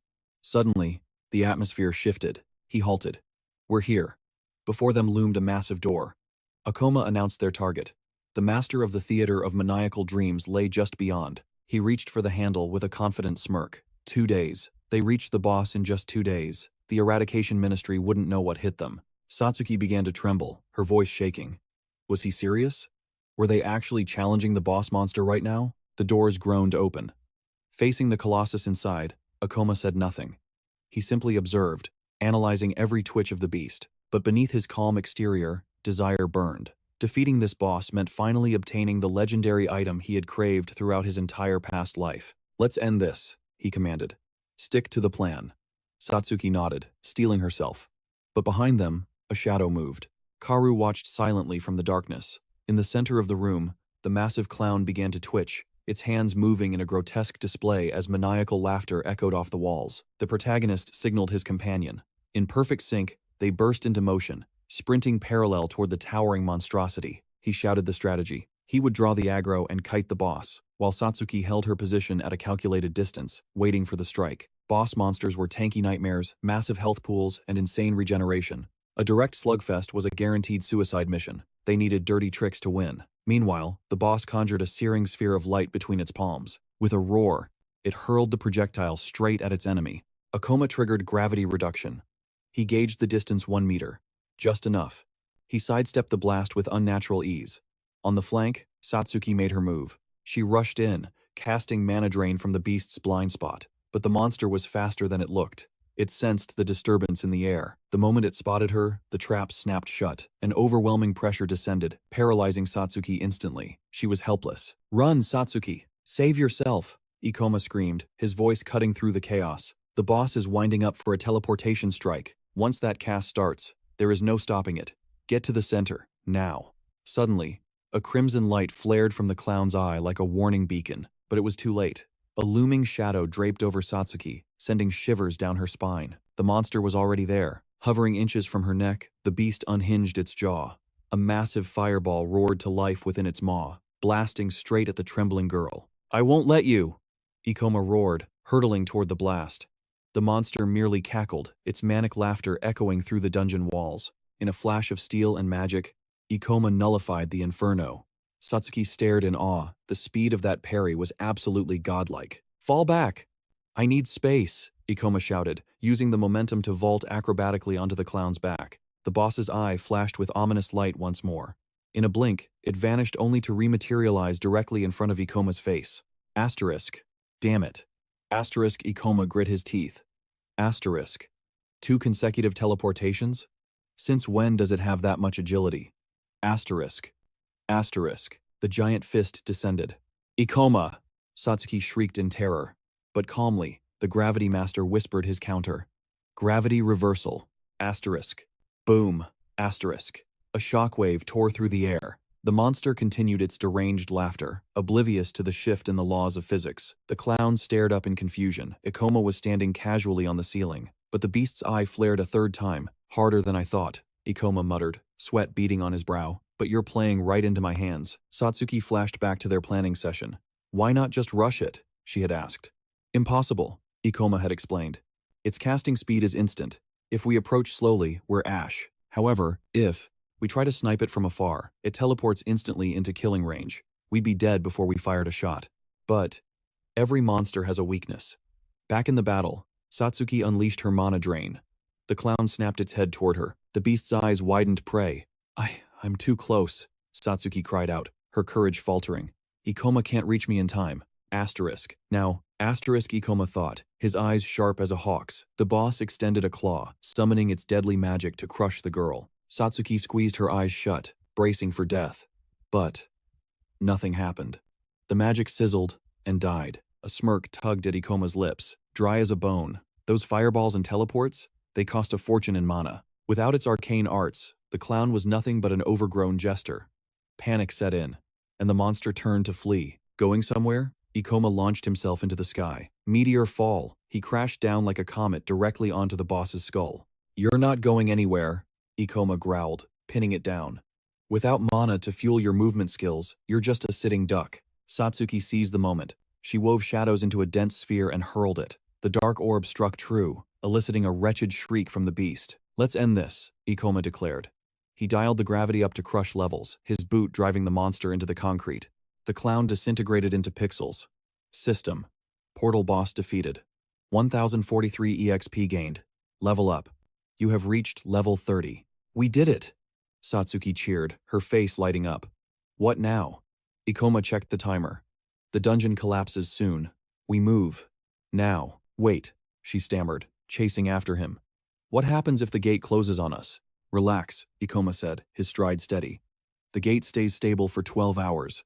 And with the boss dead, the halls are empty." I knew that," she huffed, cheeks flushing red. Suddenly, a brilliant light erupted from the clown's fading corpse. "What is that?" Satsuki gasped. Ikoma's eyes gleamed. The jackpot. Floating before him was the legendary drop. The clown's blade. "This dagger," Ikoma murmured, grasping the hilt. "For a gravity master, this isn't just a weapon. It's a game-breaking cheat code." A satisfied grin spread across his face. Asterisk. Easier than the simulations. Asterisk. Satsuki leaned in. "Is this the gear you were obsessed with?" Item. Clown's blade. Attack plus 11. Passive. Significantly reduces skill cooldown and mana consumption. Attack 11? Satsuki frowned. "That sounds kind of average." Ikoma shook his head. "You're looking at the wrong numbers. The raw damage is just icing on the cake," he explained. Eyes locked on the blade. "The true value lies in its unique passive effect. For a class like mine that spams skills, this passive acts as a force multiplier. It turns a good build into a god tier 1. Gravity magic guzzles mana and leaves me open during cooldowns. It was my fatal flaw. But this blade? It erases those weaknesses entirely." Satsuki listened, eyes wide, realizing the depth of his strategy. Asterisk. "In my past life." Asterisk, Ikoma recalled. Asterisk, the hunter who wielded this rose to S-rank status solely because of this sword. Asterisk. Asterisk. He also turned into a mass-murdering psychopath. By taking this now, I'm not just getting stronger, I'm saving lives. Asterisk. Satsuki stared at the gleaming steel. Her mind raced. Asterisk. It covers his weaknesses. It handles his mana issues. Asterisk. Fear gripped her heart. Her voice trembled. "Ikoma, if the sword does all that, do you even need me anymore?" "Don't be stupid," Ikoma said firmly, sheathing the blade. "It helps, but my mana isn't infinite. I still need a partner." He looked her in the eye. "So, are you with me?" Eyes locked on the steel, Akoma hesitates, but Satsuki is losing patience. She snaps at him, rage flaring, as she declares that this isn't just loot anymore, it is a competition for survival. Ignoring the noise, he focuses on the system interface. His level has spiked, and a treasury of skill points demands to be spent immediately. Since he aims to stand at the absolute peak, he makes his choice. He will pour everything into the Gravity Master Tree, immersing himself in forces that can crush the world. Decisions weigh heavy on his mind, but hesitation is for the weak. He commits to the path, watching as his gravitational magic level surges to 2. He pushes his manipulation skill to level 3, and the system rewards him instantly. A notification flashes a new power has been unlocked, the Super Gravity Bullet. A realization hits him. He has been relying too heavily on basic manipulation until now. But with this new item in his arsenal, the game just got a whole lot easier. Magic hums beneath his skin, electric and wild. Adrenaline spikes through his veins as he itches to unleash these new skills and test their destructive potential. "Looks like I missed the show." A voice cuts through the air. Koru steps out of the shadows, eyeing the fallen boss with a smirk that doesn't reach his eyes. A twisted grin spreads across the stranger's face. He sizes Akoma up, noting with a dark chuckle that the kid must pack a serious punch to down a boss like that. Cold sweat trickles down the protagonist's spine. The timing is catastrophic. He notices the shimmer in the air. This guy didn't just walk up. He was using stealth to watch every move. The stranger was studying the boss patterns like a vulture. He was clearly betting on both of them, dying so he could sweep in and scavenge the scraps. Deja vu hits Akoma like a physical blow. He has seen this vulture tactic before in his past life. Narrowing his eyes, he demands to know the stranger's identity. Then, the face clicks. It is Koru, the nightmare from his previous timeline. The man who stole the blade and became a legend for turning hunters into prey. His mind races, trying to calculate the variables. How is this possible? Akoma remembers distinctly that in the original history, this man arrived much later. Reality shifts around him. Why is this psychopath here now? The timeline has changed, and the presence of this killer spells disaster. Then the truth strikes him. The bastard was camping in the boss chamber the entire time, hiding in the dark just to steal the legendary drop. It was a classic ambush strategy. Koru was waiting for the victorious hunter to exhaust themselves before striking the killing blow. Satsuki senses the tension and asks what is wrong. Koru ignores her, eyes glued to the sword. Is that the loot? Did you really manage to secure it? He takes a step closer, feigning innocence. Mind if I take a little peek at the prize? Of course, Akoma says, extending his hand. Koru scoffs internally. Asterisk. Naive fools. Asterisk. He plans to gut the boy first, quick and clean. As for the girl, he decides he will have some fun with her. He will play with his food until the boredom finally sets in. You kids need to be careful in these dungeons, he purrs, closing the distance. He reaches out, and his eyes suddenly flare with a blood-red light. Steel flashes. Koru triggers the life eraser skill, but Akoma twists away just in time. The assassin spins around, eyes wide with manic delight. Akoma counters instantly, slashing with the sword. But even with the surprise attack, the assassin is a blur, weaving through the strike with terrifying speed. The protagonist blinks, and his target vanishes. He realizes with horror that he has lost visual contact. He tried to strike preemptively before the assassin could react, but it wasn't enough. The enemy's agility is simply off the charts. Satsuki stands frozen in shock, forced to admit the terrifying truth. Koru is leagues above them. Strange, the killer muses. How did you know I was going to strike? I took you for a rookie, but you've got instincts, kid, Koru laughs. Apparently, the brat isn't as trash as I imagined. Akoma, what is happening? Satsuki screams. He's a player killer, Akoma barks back. An assassin who hunts other hunters for sport. He explains rapidly. That explains the speed. The stealth. He is built to murder humans, not monsters. Koru claps slowly, impressed. Figured all that out in seconds? Not bad.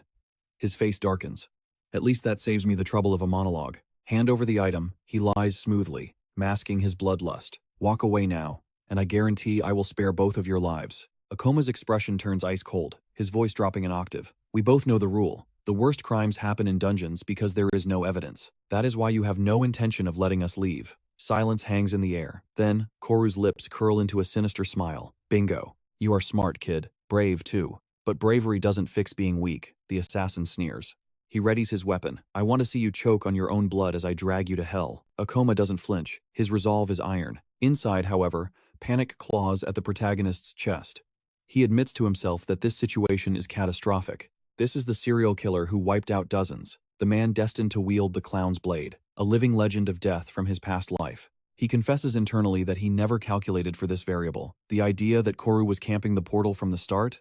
A fatal oversight. The moment their steel met, he felt the gap. There is no way to defeat this lunatic alone. Akoma, Satsuki cries out, reaching for him. Stay back, he roars, throwing an arm out to shield her from the coming storm. Akoma explains desperately. Assassins thrive on critical damage and ambushes.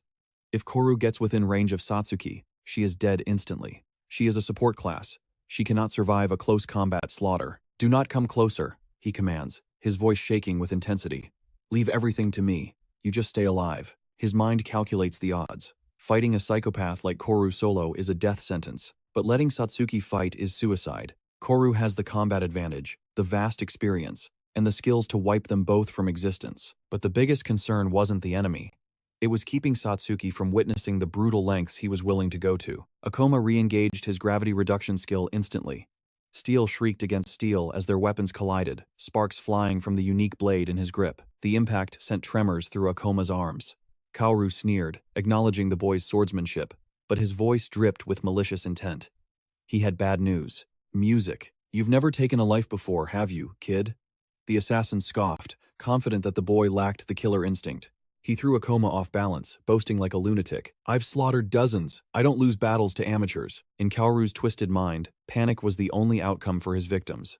But Akoma didn't flinch. He simply tightened his grip and prepared the next strike. The assassin dodged, lecturing him. The pressure of a real deathmatch makes people crumble, but his arrogance wavered as Akoma's blade sliced the air. missing his vitals by a hair's breadth. Cold realization washed over the killer. This kid wasn't trembling. He wasn't shocked at all. In fact, Akoma was reacting to every move with terrifying ease. Ridiculous, Kaoru hissed, his composure cracking. How could a low-level brat corner an elite killer? From the sidelines, Satsuki watched the duel, her heart pounding in her chest. She finally understood. Her companion wasn't just a tactical genius. He was a monster in close-quarters combat. Akoma's mind raced. Thank God he secured that blade in time. The reduced skill cooldown was the only thing allowing him to toggle his gravity manipulation fast enough. Without it, he wouldn't stand a chance against Kaoru's relentless assault.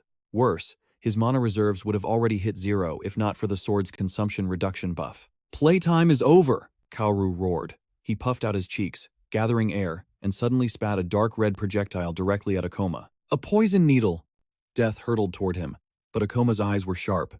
He saw it coming. With a metallic times clink asterisk, he deflected the lethal dart. The assassin's jaw dropped.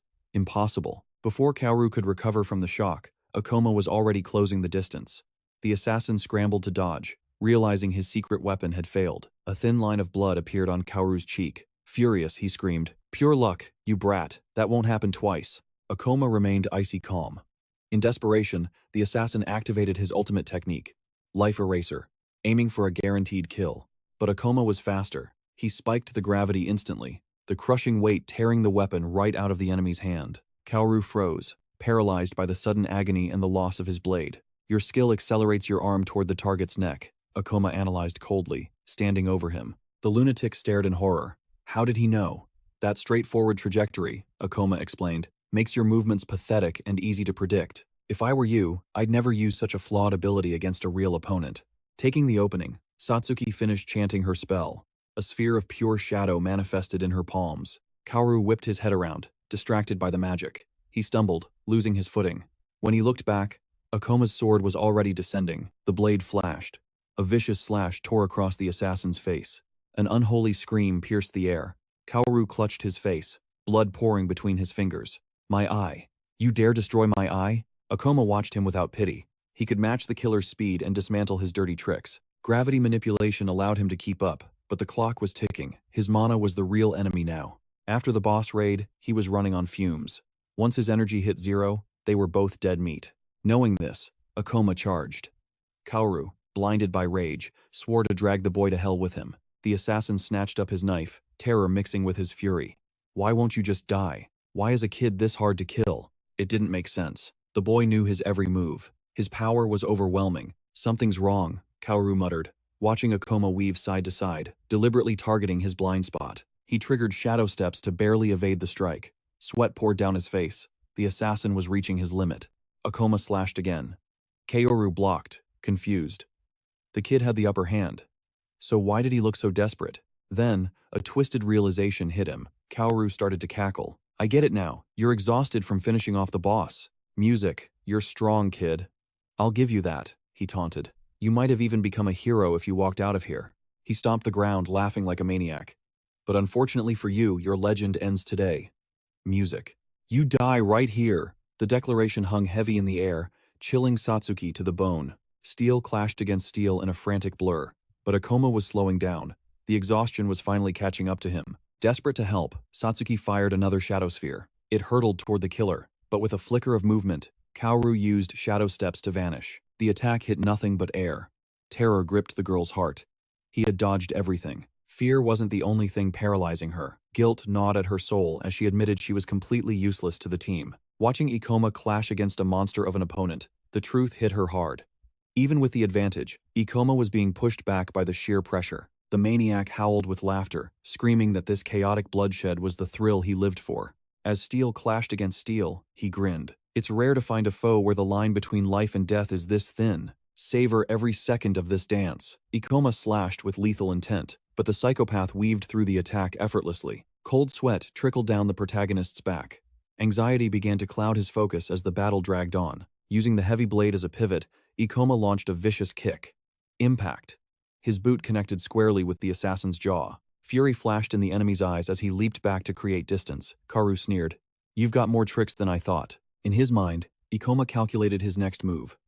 By using the *** gravity reduction *** skill, He could make himself light as a feather for high-speed acrobatics. The skill made him untouchable, dodging every strike. But the enemy's sharp eyes noticed the fatal flaw: his mana was running dry. The assassin's laughter grew more deranged as he studied the boy's desperate movements. He realized Akoma was burning through an active skill to boost his physical stats. That level of power was impossible to maintain for long. The moment that skill drops, you're dead meat, the assassin taunted, knowing the end was near. A barrage of attacks rained down. Amidst the chaos, Ikoma's heart sank. His mana was empty. He had enough for only one final strike. Suddenly, Ikoma launched himself into the sky. Karu's eyes widened in shock. How was he moving like that? Was this another ability? The assassin scoffed. It didn't matter. Once you're airborne, you're just a sitting duck. But Ikoma had an ace up his sleeve. He had one split second to reverse the skill and increase gravity. I have to bet everything on this. Gripping his blade with white-knuckled force, he poured every last drop of mana into the weapon. Asterisk, asterisk, meteor fall, asterisk, asterisk. The sheer weight of the attack crushed down, driving his opponent into the earth. Karu roared, straining against the crushing pressure. What kind of monster strength is this? No matter how hard he pushed, the blade wouldn't budge. His defense shattered. Steel bit into flesh, carving a deep, bloody gash across the assassin's chest. Ikoma gasped for air, his vision blurring. The system notification rang out like a death knell. Asterisk, asterisk, mana depleted. Asterisk, asterisk. Satsuki rushed over, cheering for his victory. But Ikoma only whispered a weak apology. His eyes rolled back, and darkness took him. But the nightmare wasn't over. Behind him, a bloodied and battered Karu staggered back to his feet. You little rat. You're dry, aren't you? The assassin spat. Paralyzed on the ground, Ikoma screamed at Satsuki. Run! Get out of here! With his last ounce of strength, he promised to hold the line. He won't catch you. But you have to go now. Even the killer had to give credit. The boy should have been dead tired after fighting the dungeon boss. Yet he kept fighting, just to keep Karu away from her. The realization struck Satsuki like a physical blow. The lunatic shook his head in disbelief. Protecting weak trash like her? I'm actually starting to respect you, kid. Rage simmered in Ikoma's gut, but his body refused to move.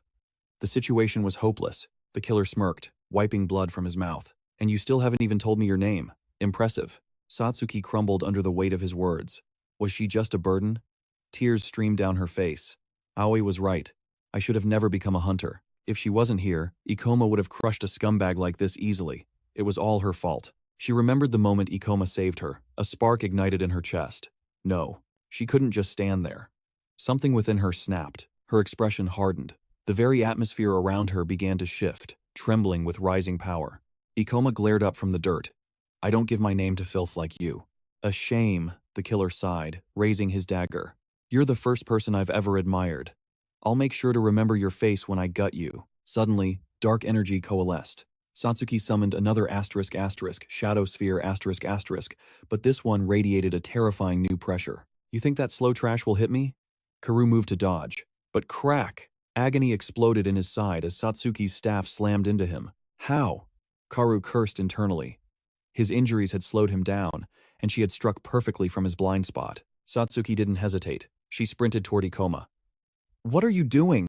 He rasped. I told you to run. I'm done running, she declared, her voice trembling but firm. You showed me I can fight too. She placed her hands on him. Asterisk asterisk. Mana transfer. Asterisk asterisk. Pure energy flooded into Ikoma's depleted core, restoring his vitality in an instant.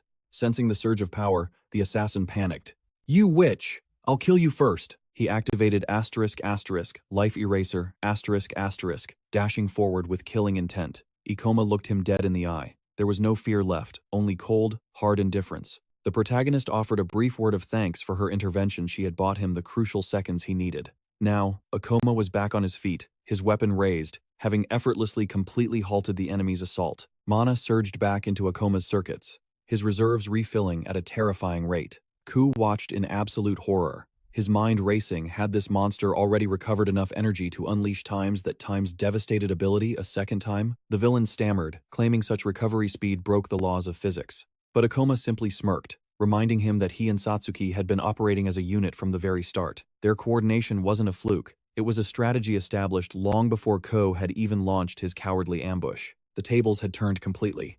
Akoma's mana was peaking, while Ku stood severely wounded, bleeding out on the dungeon floor. Akoma declared it was time to see who the real victor was, launching a blisteringly fast counterattack. Panic seized the lunatic as he scrambled to dodge, fear dilating his pupils. But Akoma was relentless.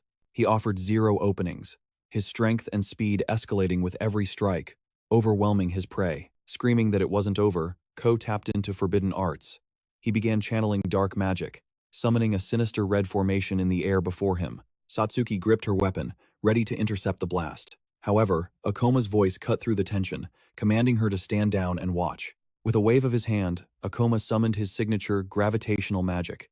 He mocked his enemy cold, noting that such a casting time was fatal in high-level combat. In his past life, he noted, he had used the clown's blade specifically to cover such pathetic delays. The moment those words landed, Ko realized the gap between them was insurmountable. He whispered that this was his end. A massive sphere of condensed darkness, a literal black hole manifested and tore through the air.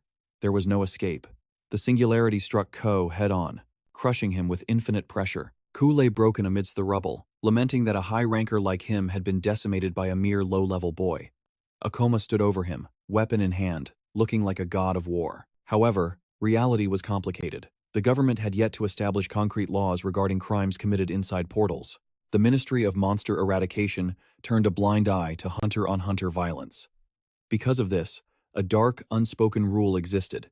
What happens in the dungeon, stays in the dungeon. But Satsuki was a witness, and Akoma needed to handle this by the book. He declared he wouldn't kill the man, but would keep him under strict observation until he could be handed over. He ordered Satsuki to exit the portal immediately and contact the ministry. She didn't hesitate, agreeing to the plan instantly. Since the boss was dead, no new monsters would spawn. It was perfectly safe to send the girl back to the surface alone. Left alone with the broken villain, Akoma kept a hawk-like vigil. Ku gasped for air, finally admitting through bloodied teeth that he had fatally underestimated Akoma because of his deceivingly low level. But as he looked at the boy, Ku realized the truth. This wasn't the fighting style of a rookie. This was the movement of a veteran who had seen 1,000 battlefields. Just who was this kid? Later, the scene shifted to the normalcy of the city. Akoma and Satsuki sat in a bustling cafe. A notification lit up his phone. Breaking news. Serial hunter-killer arrested. Akoma glanced at the screen, satisfied. It seemed the ministry had done their job and taken Ku into custody without issue. Satsuki mentioned that the agents didn't even question her. Akoma explained the grim reality.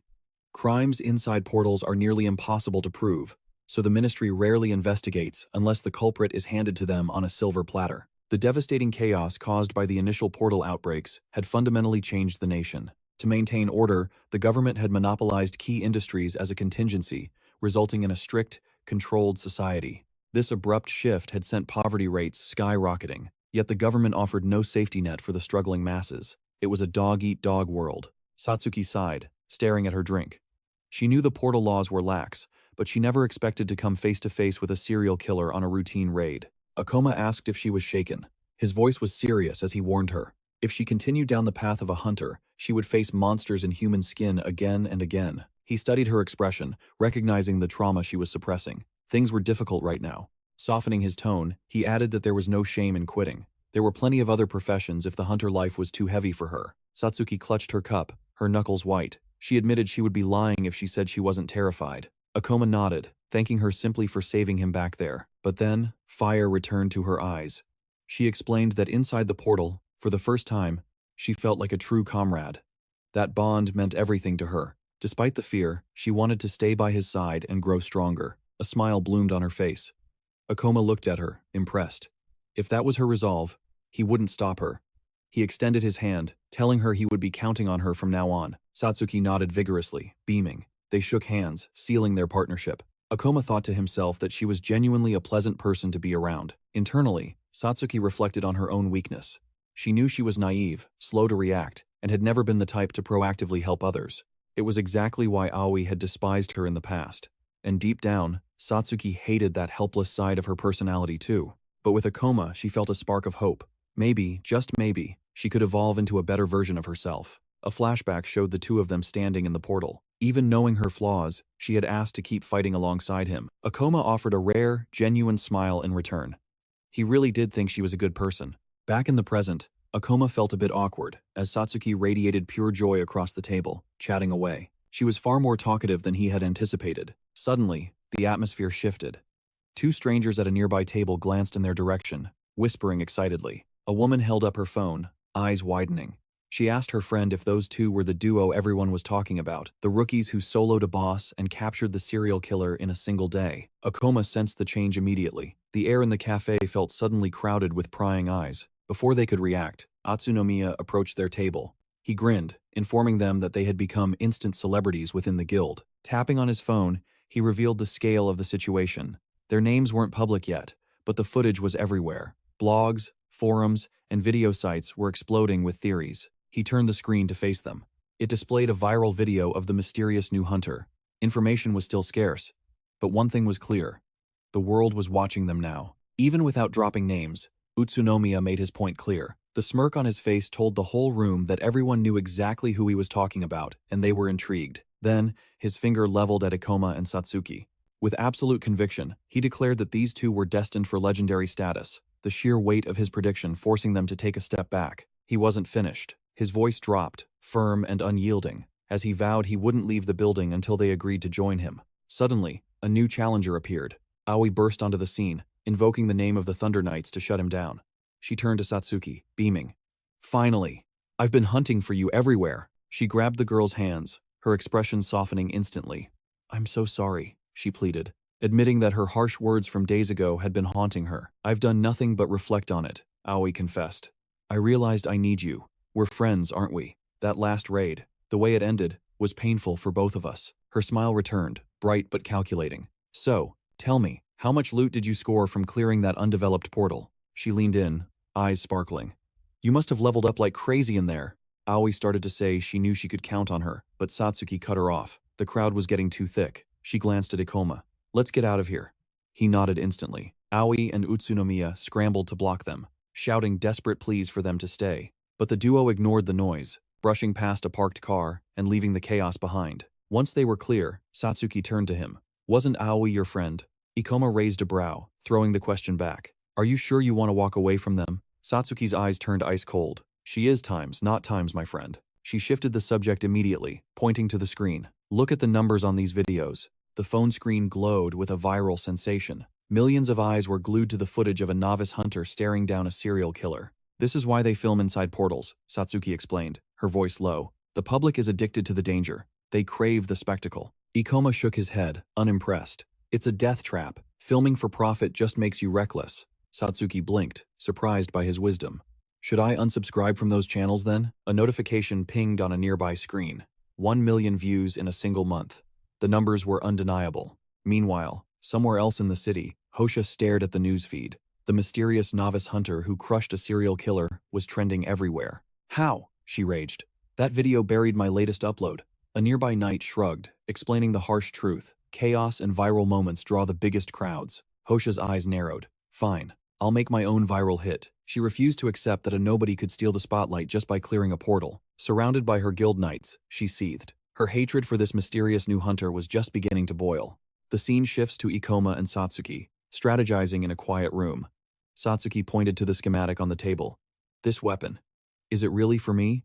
Akoma nodded seriously. "Grinding weak mobs is a waste of time. To truly evolve, we need to hunt the nightmares, the powerful monsters. That's why you need firepower," he insisted. "Enchanters have low base attack stats.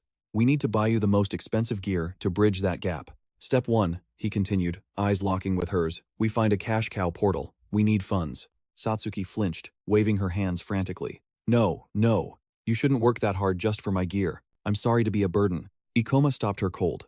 "Don't apologize. If my partner is strong, I'm strong. This is an investment in my survival too." The word partner hit her like a spell. Her eyes lit up, sparkle returning. "Right, we are partners," she chirped, excitement bubbling over. Akoma watched her, thinking, Asterisk. She's too innocent. I won't let anyone manipulate her again. Asterisk. "So," Satsuki asked, "where is this gold mine?" Akoma tapped the tablet in front of him. "I've already picked the target." He slid the image over. "The tomb of the ancient king. It's undiscovered, untouched, and dripping with high-tier rewards." His fingers flew across the keyboard. It was a well-kept secret that special locations were actually rare portals, and nobody else in the world knew that the tomb of the ancient king was one of them. Akoma smirked. Of course, they didn't know. But he wasn't from this timeline. He had memorized every dungeon secret in his previous life. "The artifacts inside are worth a fortune," he explained.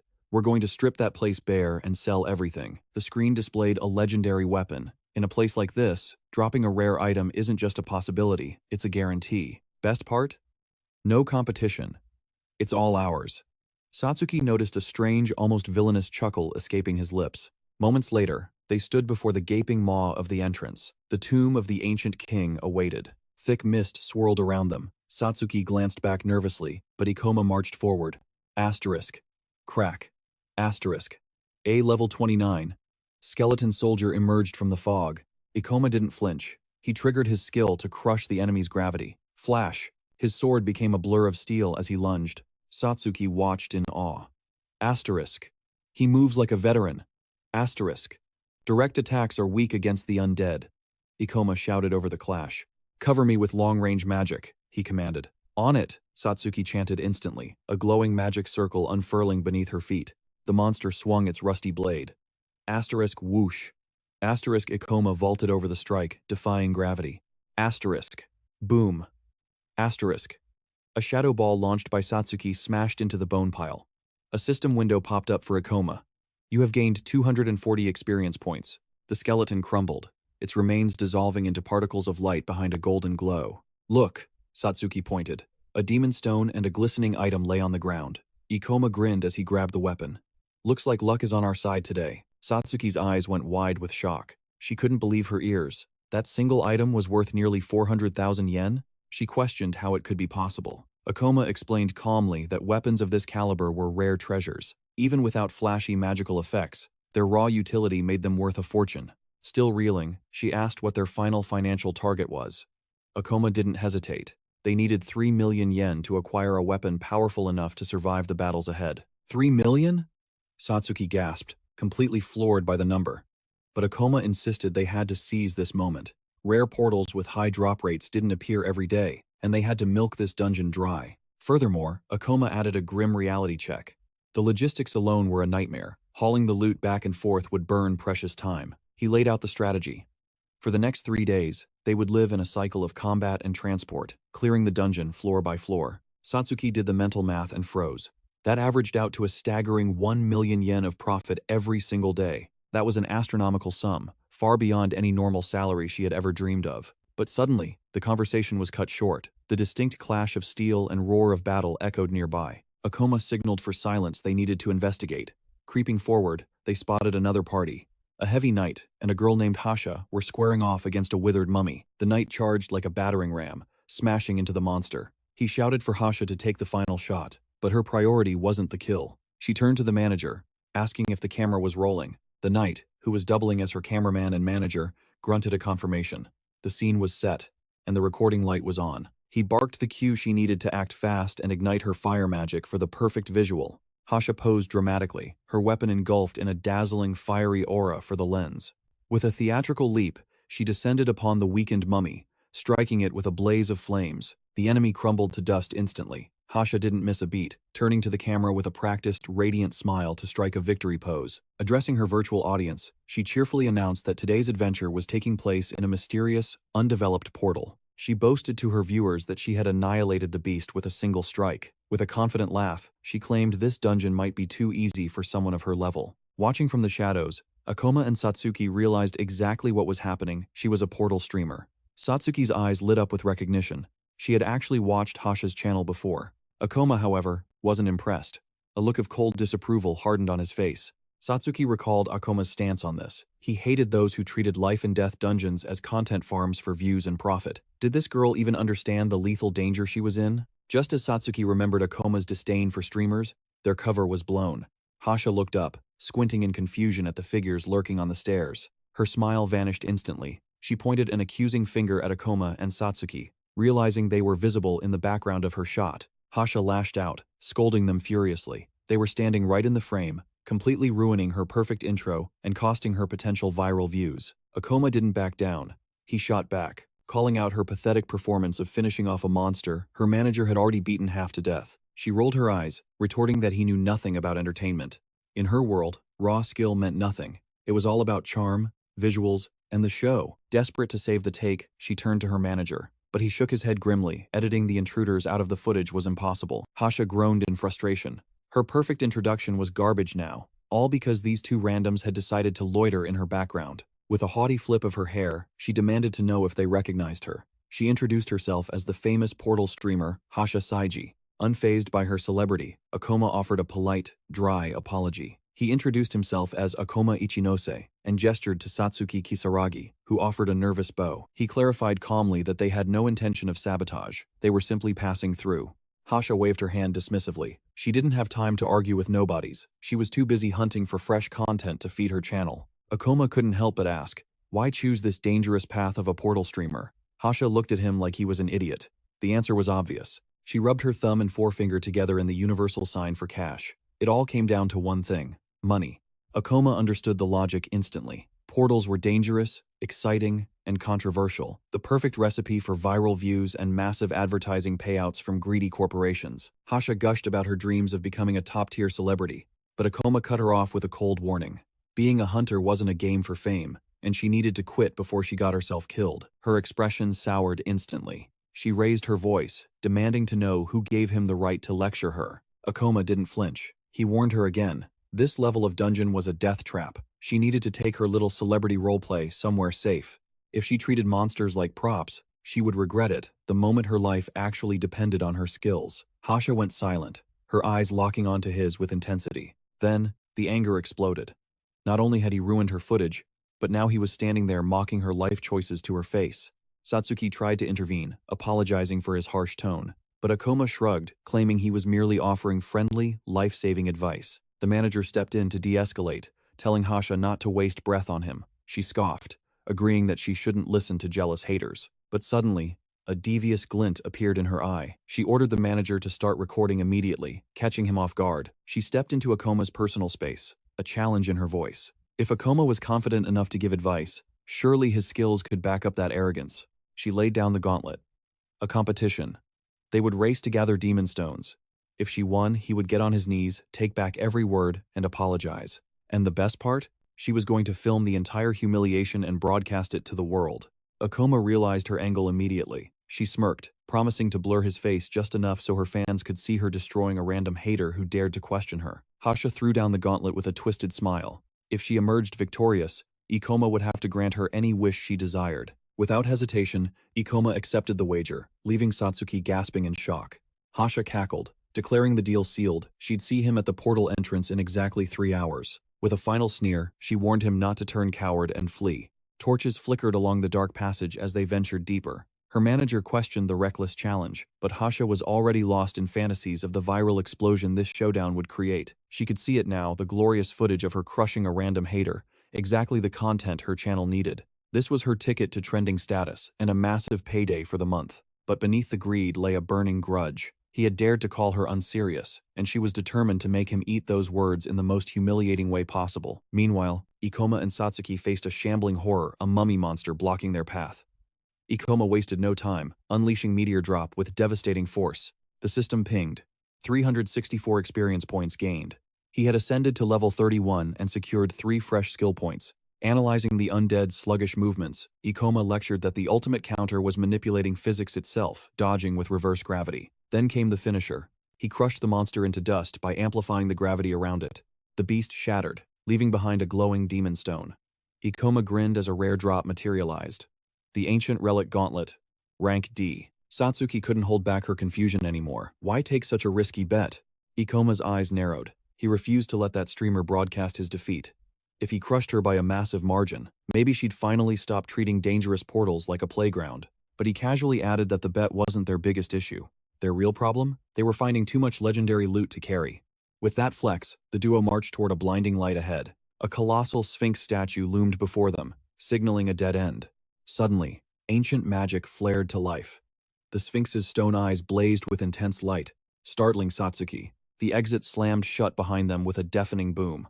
They were trapped.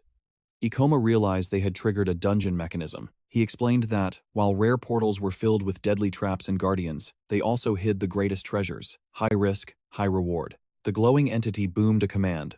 Prove your wisdom, or suffer the consequences. It would question them until their minds broke, or they could no longer respond. The penalty for failure was absolute. 3 wrong answers meant instant death. Trembling, Satsuki asked if this thing was a monster.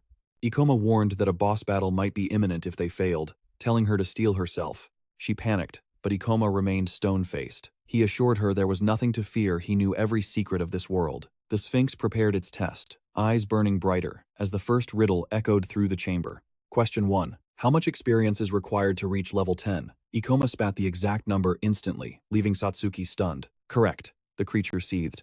Ikoma only needed to survive a little longer. Thanking the encyclopedic knowledge from his past life, he breezed through. Question 19. Name the three-headed, four-legged beast. Ikoma didn't hesitate.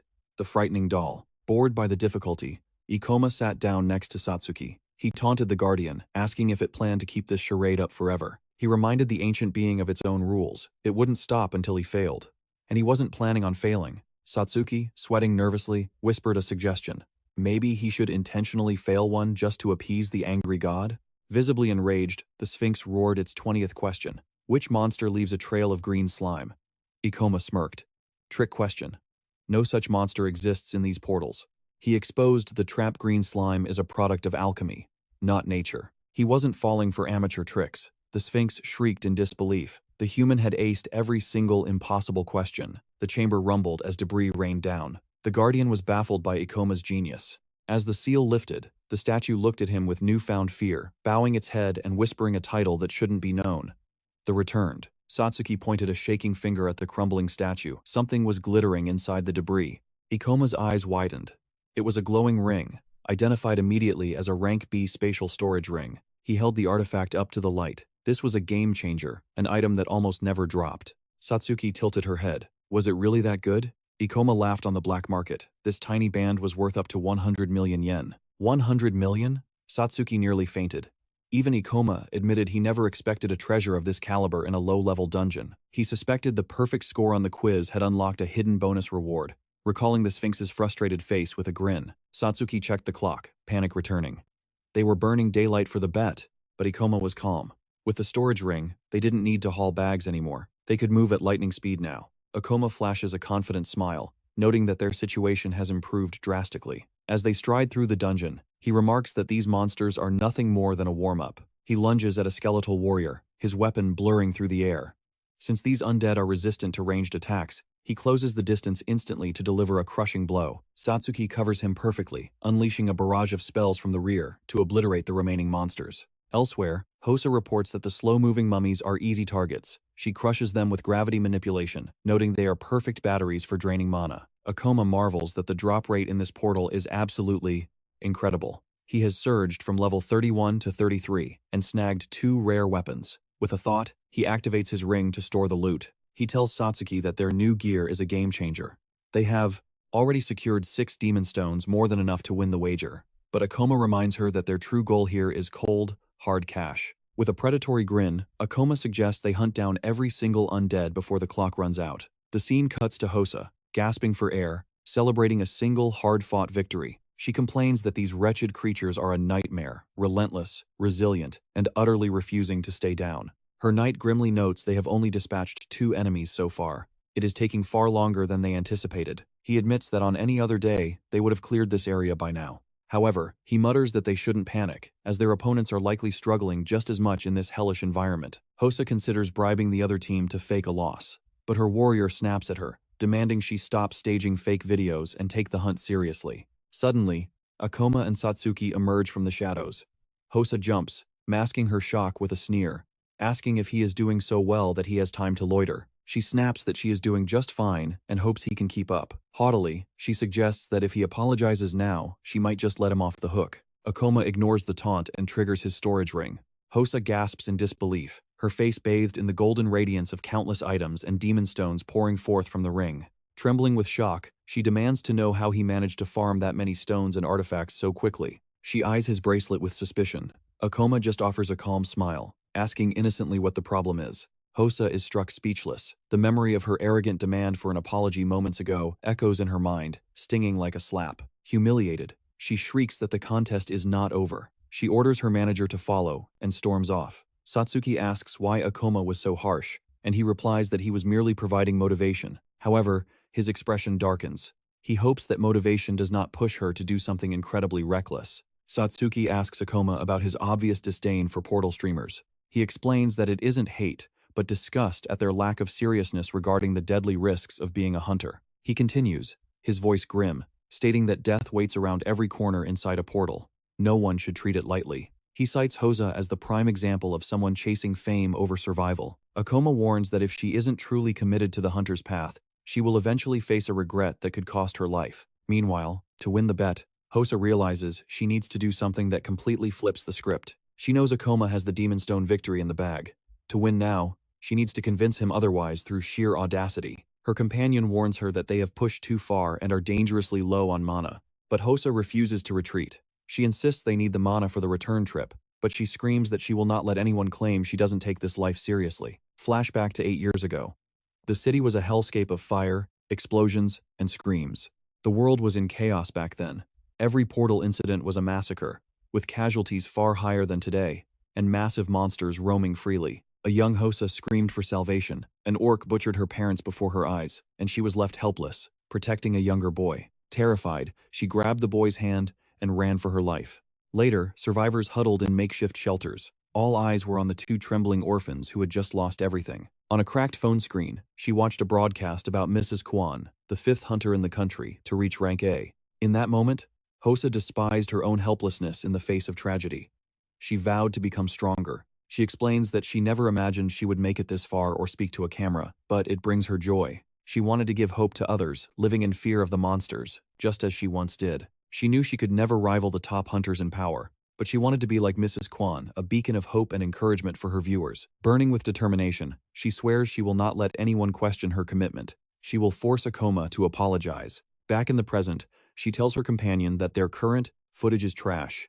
They need a spectacle, a larger monster, to turn the tide. Hearing a thunderous noise, she sprints toward the danger. She declares it sounds like a boss-level threat, exactly what she needs.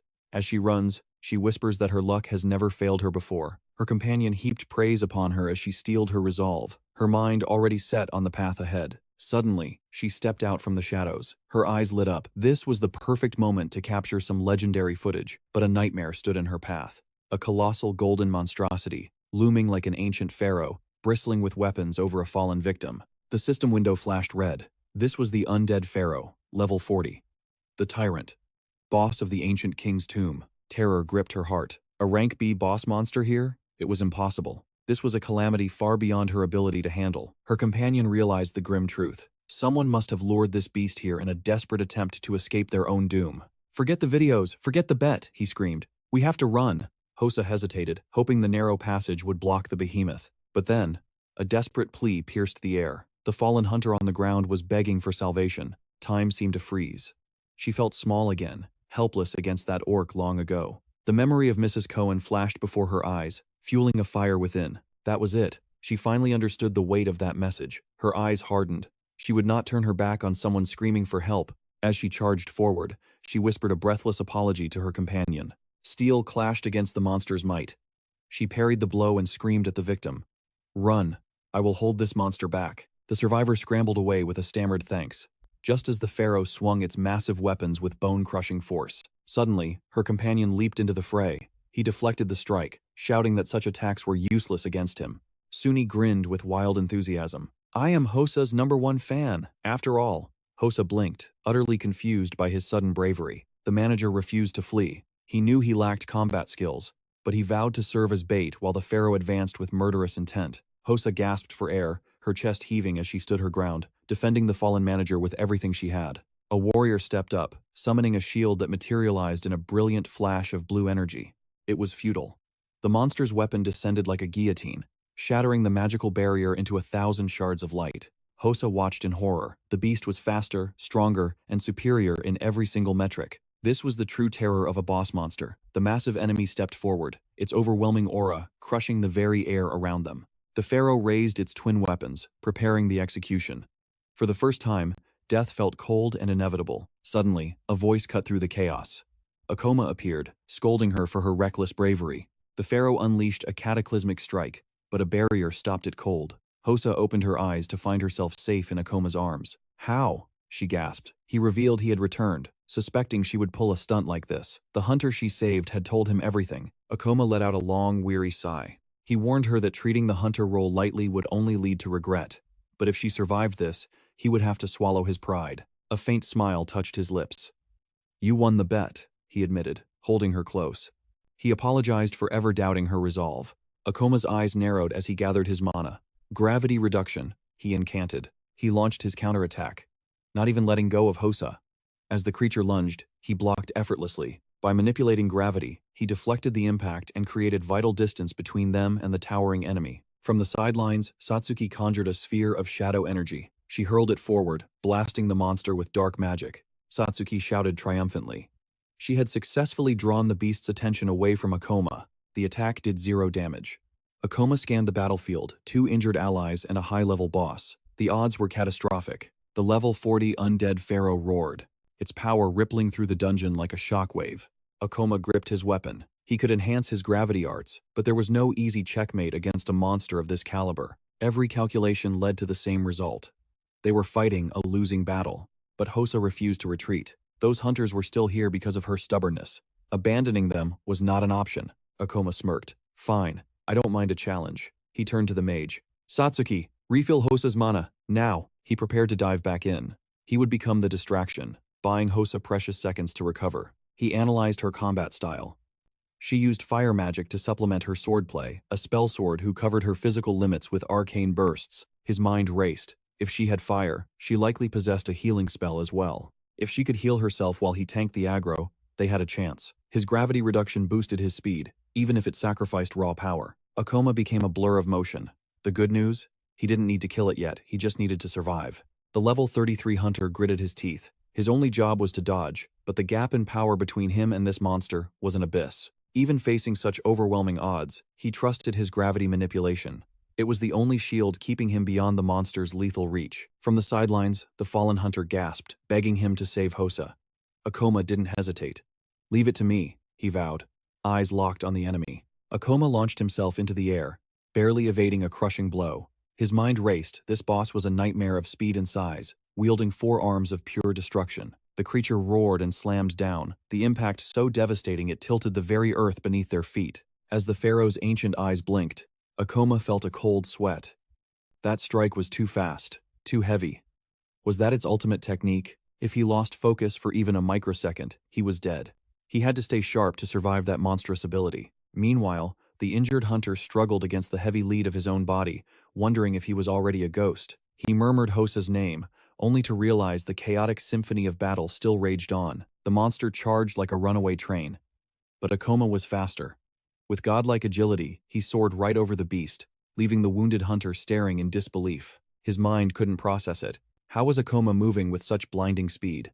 Trembling, the hunter fumbled for his camera to record history. Akoma didn't just dodge, he counterattacked.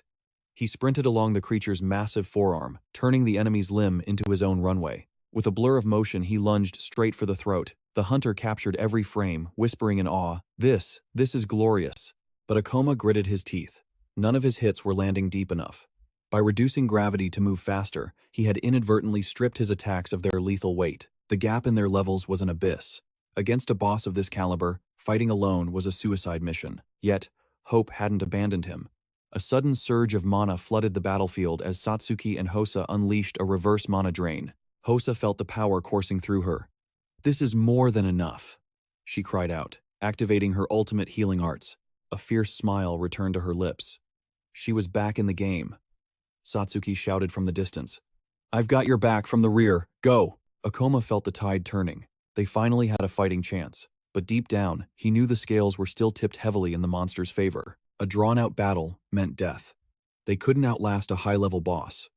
Akoma steeled himself, locking eyes with the towering undead pharaoh. The pharaoh unleashed a barrage of strikes, but Akoma danced through the chaos, untouched by the storm of violence. As he scanned the battlefield, he found himself face-to-face with a stone construct.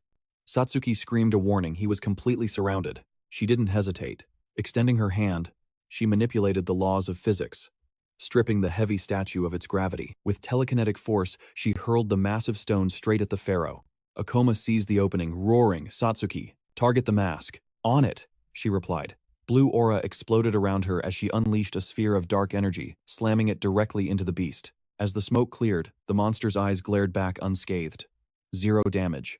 But the failed attack revealed the critical intel they needed. The mask wasn't just decoration. It was an impenetrable fortress.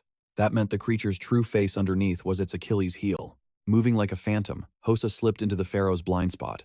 The air screamed as the monster lashed out. Hosa gritted her teeth, barely weaving through the onslaught. Dodging 4 arms at once was a nightmare. Even with a full team, closing the distance was hell. She looked at Akoma with new respect. How had he survived this monster all alone? Akoma's voice cut through the noise. Hosa, prepare your magic to shatter that mask. I'll lock this bastard down. He trusted his weapon's hidden potential, a skill specifically designed to pulverize even the toughest armor. Hosa nodded, her resolve hardening. She activated her skill, and her blade erupted with blinding light. Could he really restrain a giant like that? Before she could finish the thought, Akoma was already airborne, positioning himself directly above the pharaoh. The monster's power came from those 4 massive forearms. If he could shackle them, the beast would be toothless. That was the key. Immobilize the arms, and the king becomes a sitting duck. Gravity bind. Instead of crushing the body, he focused the crushing pressure entirely on the pharaoh's arms, pinning them tight. With its shoulders locked in a gravitational vice, the monster struggled in vain. It couldn't generate the leverage to break free. It was a gamble that only worked on multi-armed colossi, but Akoma had played his cards perfectly. The beast was trapped in his invisible cage. Akoma's eyes narrowed. It was time for the finale. Hosa saw her moment. Channeling every ounce of mana she had, she unleashed a devastating burst of energy straight at the target. Boom! The attack connected with thunderous force. The ancient gold mask cracked, then exploded into dust, exposing the horror beneath. The truth was gruesome. A deformed visage with a kaleidoscope of grotesque eyes and a twisted mouth glared back at them. Akoma smirked. The armor was gone. The monster's true weakness lay naked before them.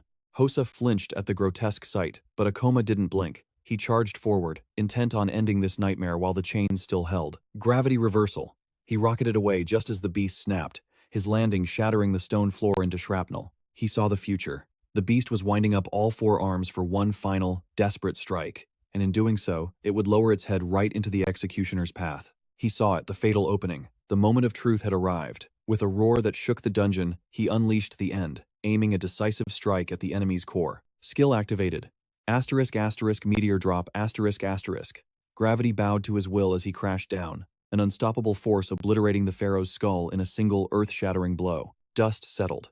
A golden ring glinted in his hand, but the real prize echoed in his mind, the sweet sound of a level up after crushing the boss monster. Nearby, Hasha scrambled to tend to the fallen warrior, her hands moving fast, while their companion stood frozen, useless in the aftermath. A mystical radiance pulsed from the boss's corpse. Satsuki's sharp eyes caught something else, a hidden treasure resting right beside Akoma. She beckoned him closer. It was a magic weapon, and the status screen revealed power stats that defied logic. Akoma didn't hesitate. He tossed the weapon to Satsuki. "It's yours. Saves us a trip to the shop." Satsuki blinked, stunned. "Wait, for real? I can actually keep this? You helped me get my blade," he replied smoothly. "Fair is fair. And Hasha deserves a cut of the loot too." Hasha waved him off, breathless. "Don't worry about me. You just saved our lives, that is reward enough." She tried to hand over the item and the demon stone, but her eyes held a different plea. Can we just cancel the bet?" Akoma shook his head. "You won, didn't you?" His gaze softened with newfound respect. "You're a real hunter, Hasha. I take back every doubt I had." Hasha froze, the words sinking in. Akoma and Satsuki exchanged a knowing grin, the tension finally breaking. Then, the hammer dropped. "Quit streaming," Akoma advised. "Focus on hunting." Satsuki bristled instantly, ready to defend her friend. The armored tank scoffed. "Hunting doesn't pay the bills." Akoma cut him off cold. "You are wrong." Akoma knew the truth. Father gone. Mother crippled. 5 younger siblings depending on her for survival. The weight on her shoulders was mountain heavy. Hasha panicked, trying to hush the tank, but he bulldozed on, revealing just how hard she ground herself to dust to support her family. The realization hit Akoma like a physical blow. "I judged you without knowing the war you fight every day. I am sorry." She turned her back to hide her face. "I love what I do," she whispered. "And I don't care if people misunderstand. Portals terrify everyone," Hasha confessed, showing her stream feed. "My goal is simple, to make them smile in the face of fear." Ikoma's smile was genuine this time. "Then I have got your back." Hasha went silent, a furious blush painting her cheeks. The moment was interrupted. 2 officials in sharp uniforms arrived, documents in hand, cornering the party. Scene shift. Hasha frantically checked her gear. "The camera! It cost a fortune. Please tell me it caught the action. It captures high-speed movement." One of the warriors nodded. "It is still running. Miracle of the year." But the tank was bitter. Nearly died in there. And for what? A handful of stones and some footage? Pathetic. Hasha bit her lip. Maybe we should have taken the boss stone. She shook her head. No, I won't survive on pity. She turned to the camera, desperation in her voice. Did it catch anything? Please, tell me there is something good. Playback confirmed. There, in high definition Akoma, moving like a god of war. Later, at the Hunters Guild, Morima branch. Akoma was buried in a book, but Satsuki was glued to her screen. Hey, you have to see this. Akoma didn't look up. Videos are trash. True knowledge comes from experts. She shoved the phone in his face. The headline screamed, asterisk, asterisk. The rumored Supreme Hunter returns. Asterisk, asterisk. It was Hasha's footage. Akoma facing the boss monster alone. And the view count? It was exploding. Comments flooded in like a tidal wave. Is he human? Look at that speed. Akoma couldn't help it. A small smirk tugged at his lips. All those weird looks I have been getting. It is because of this? Satsuki was vibrating with hype. 1 million views in a day, Akoma. You are viral. Meanwhile, in her room, Hasha stared at her monitor. The numbers were climbing. Her video was a certified hit. She threw her hands up. Yes, I did it. Suddenly, her phone buzzed. Caller ID. Asterisk asterisk Akoma Ichinose asterisk asterisk. Panic flared. She had only just given him her number. Trembling, she swiped answer. Her joy vanished. Akoma's voice was ice cold. You posted the footage. How dare you? Hasha's heart sank. I can take it down. But Akoma paused, remembering the tank's words. The sick mother. The hungry siblings. The ice melted. Forget it, he sighed. It doesn't matter. I saw the video, he added calmly. Hasha slumped in relief. It is getting a lot of views, Akoma. Her streamer persona kicked back in, grinning ear to ear. Next time, let's film a Portal date special. Fans would go crazy. Asterisk, click, asterisk. The line went dead. Satsuki blinked. Did she just say? Akoma pocketed the phone, ignoring the question entirely. His mind was elsewhere. If he kept leveling up at this pace, maybe, just maybe, he could reach the impossible. The asterisk, asterisk, ring of wisdom, asterisk, asterisk. An item of legend, once a fantasy, now a target. Akoma clenched his fist, power humming beneath his skin. He wouldn't just survive. He was going to rewrite history itself. A hushed silence fell over the room as the receptionist pointed to the holographic screen, the number 36 glowing vividly. It was undeniable proof that Akoma now possessed the necessary experience. The system processed the data, and in a flash, the protagonist was officially promoted to rank C, receiving congratulations that felt more like awe than courtesy. Their business concluded, Akoma and Satsuki turned away from the administration desk, leaving the stunned staff behind them. Satsuki couldn't hide the admiration in her voice as she praised his meteoric rise, while he thanked her with a humble nod, wishing for her own promotion to follow swiftly. Back at the desk, the receptionist remained frozen, mind reeling from an advancement speed that defied every record in the guild's history. For Akoma, however, this was simply a calculation. He explained that his rapid progress was born of superior knowledge, and the only way to power level was to slaughter high-level monsters. Satsuki looked at him with renewed respect, stating that he was already one of the strongest rank C hunters in existence, promising to grind until she stood at his side. But Akoma's reply was shocking. He declared that before the month ended, he would ascend to rank B. Worry clouded Satsuki's face at this insane ambition. She questioned if he wasn't, pushing his body past its breaking point, noting that even major guilds struggled to produce hunters of that caliber. Finally, Akoma revealed the method behind his madness. There was a specific, legendary item he needed to secure. To claim it, he had to breach a high-level portal known as the Library of Illusions, a feat that strictly required a rank B license. He explained that the boss of that dungeon, a monster no hunter had ever vanquished, held the Ring of Wisdom, the very artifact he sought. Satsuki's eyes widened in shock, asking how he could possibly know the drop table of an undefeated boss, and if this connected to the secrets he had shared before. Akoma nodded solemnly. He theorized that the Ring of Wisdom was the missing key to understanding the a sudden appearance of the portals, a revelation that left Satsuki stunned by the sheer gravity of his quest. He detailed that in his previous timeline, this priceless artifact had vanished into the void before humanity could analyze its secrets. Akoma explained that specialists of the past had once used it to decode the origin of the dungeons, and despite the impossible time limit, he was determined to seize it. His voice softened as he stated, this was his personal burden to bear, assuring her that she was under no obligation to walk this dangerous path if she hesitated. Satsuki smiled, reminding him of the debt she owed him. She felt honored to be needed, and Akoma thanked her, a silent bond forming between them. However, reality set in as Satsuki expressed doubt about hitting rank B this month, noting that promotions were strictly gated by portal clear records. Unfazed, Akoma assured her with a confident smirk that everything was under control. He already had a perfect blueprint for success. The plan was simple: create a legendary clear record. Almost immediately, they faced their first test, a level 32 red troll boss. Akoma wasted no time. He unleashed a devastating attack, obliterating the beast in a single, fluid motion. The momentum continued as Satsuki took down the level 30 mermaid chief, followed by the level 36 spider ogre, which was crushed by a catastrophic meteor drop attack. Satsuki checked her status, gasping as she realized she had jumped from level 32 to 35, unable to believe they had cleared 3 dungeons in a mere 2 weeks. Though she noted the bosses seemed weaker than expected, she questioned the ease of their victory, and Akoma confirmed that under normal circumstances, these were nightmares. He explained that at this tier, the boss monsters were shackled to simplistic attack patterns, their destructive abilities far from their true potential. Furthermore, he revealed his secret weapon. He had memorized every manageable portal around the capital, compiling a list for maximum efficiency. He flashed the digital map on his phone, confirming that their relentless grind had already cleared 5 portals above level 30. Moments later, they stood at the guild reception, where the staff confirmed Akoma's log was nothing short of miraculous, barely comprehending the numbers before them. The staff member stammered, explaining that they would initiate a rigorous evaluation for his rank B promotion, promising to contact them within a few days. Suddenly, a shadow fell over them. A hulking man named Mr. Ukami stepped forward, his face twisted in indignation as he questioned if a mere kid was applying for rank B. Akoma turned, his gaze cold and calculating, asking calmly if the man was a guild employee. His eyes landed on the emblem on the man's chest, realizing this was one of the elite hunters who had signed an exclusive contract with the guild. The man began to berate the receptionist, his authority stemming from duties that included portal management, emergency response, and dictating policy recommendations for the organization itself. These hunters held immense sway, and to Ukami, the idea of a rookie like Akoma reaching rank B was an insult to the hierarchy.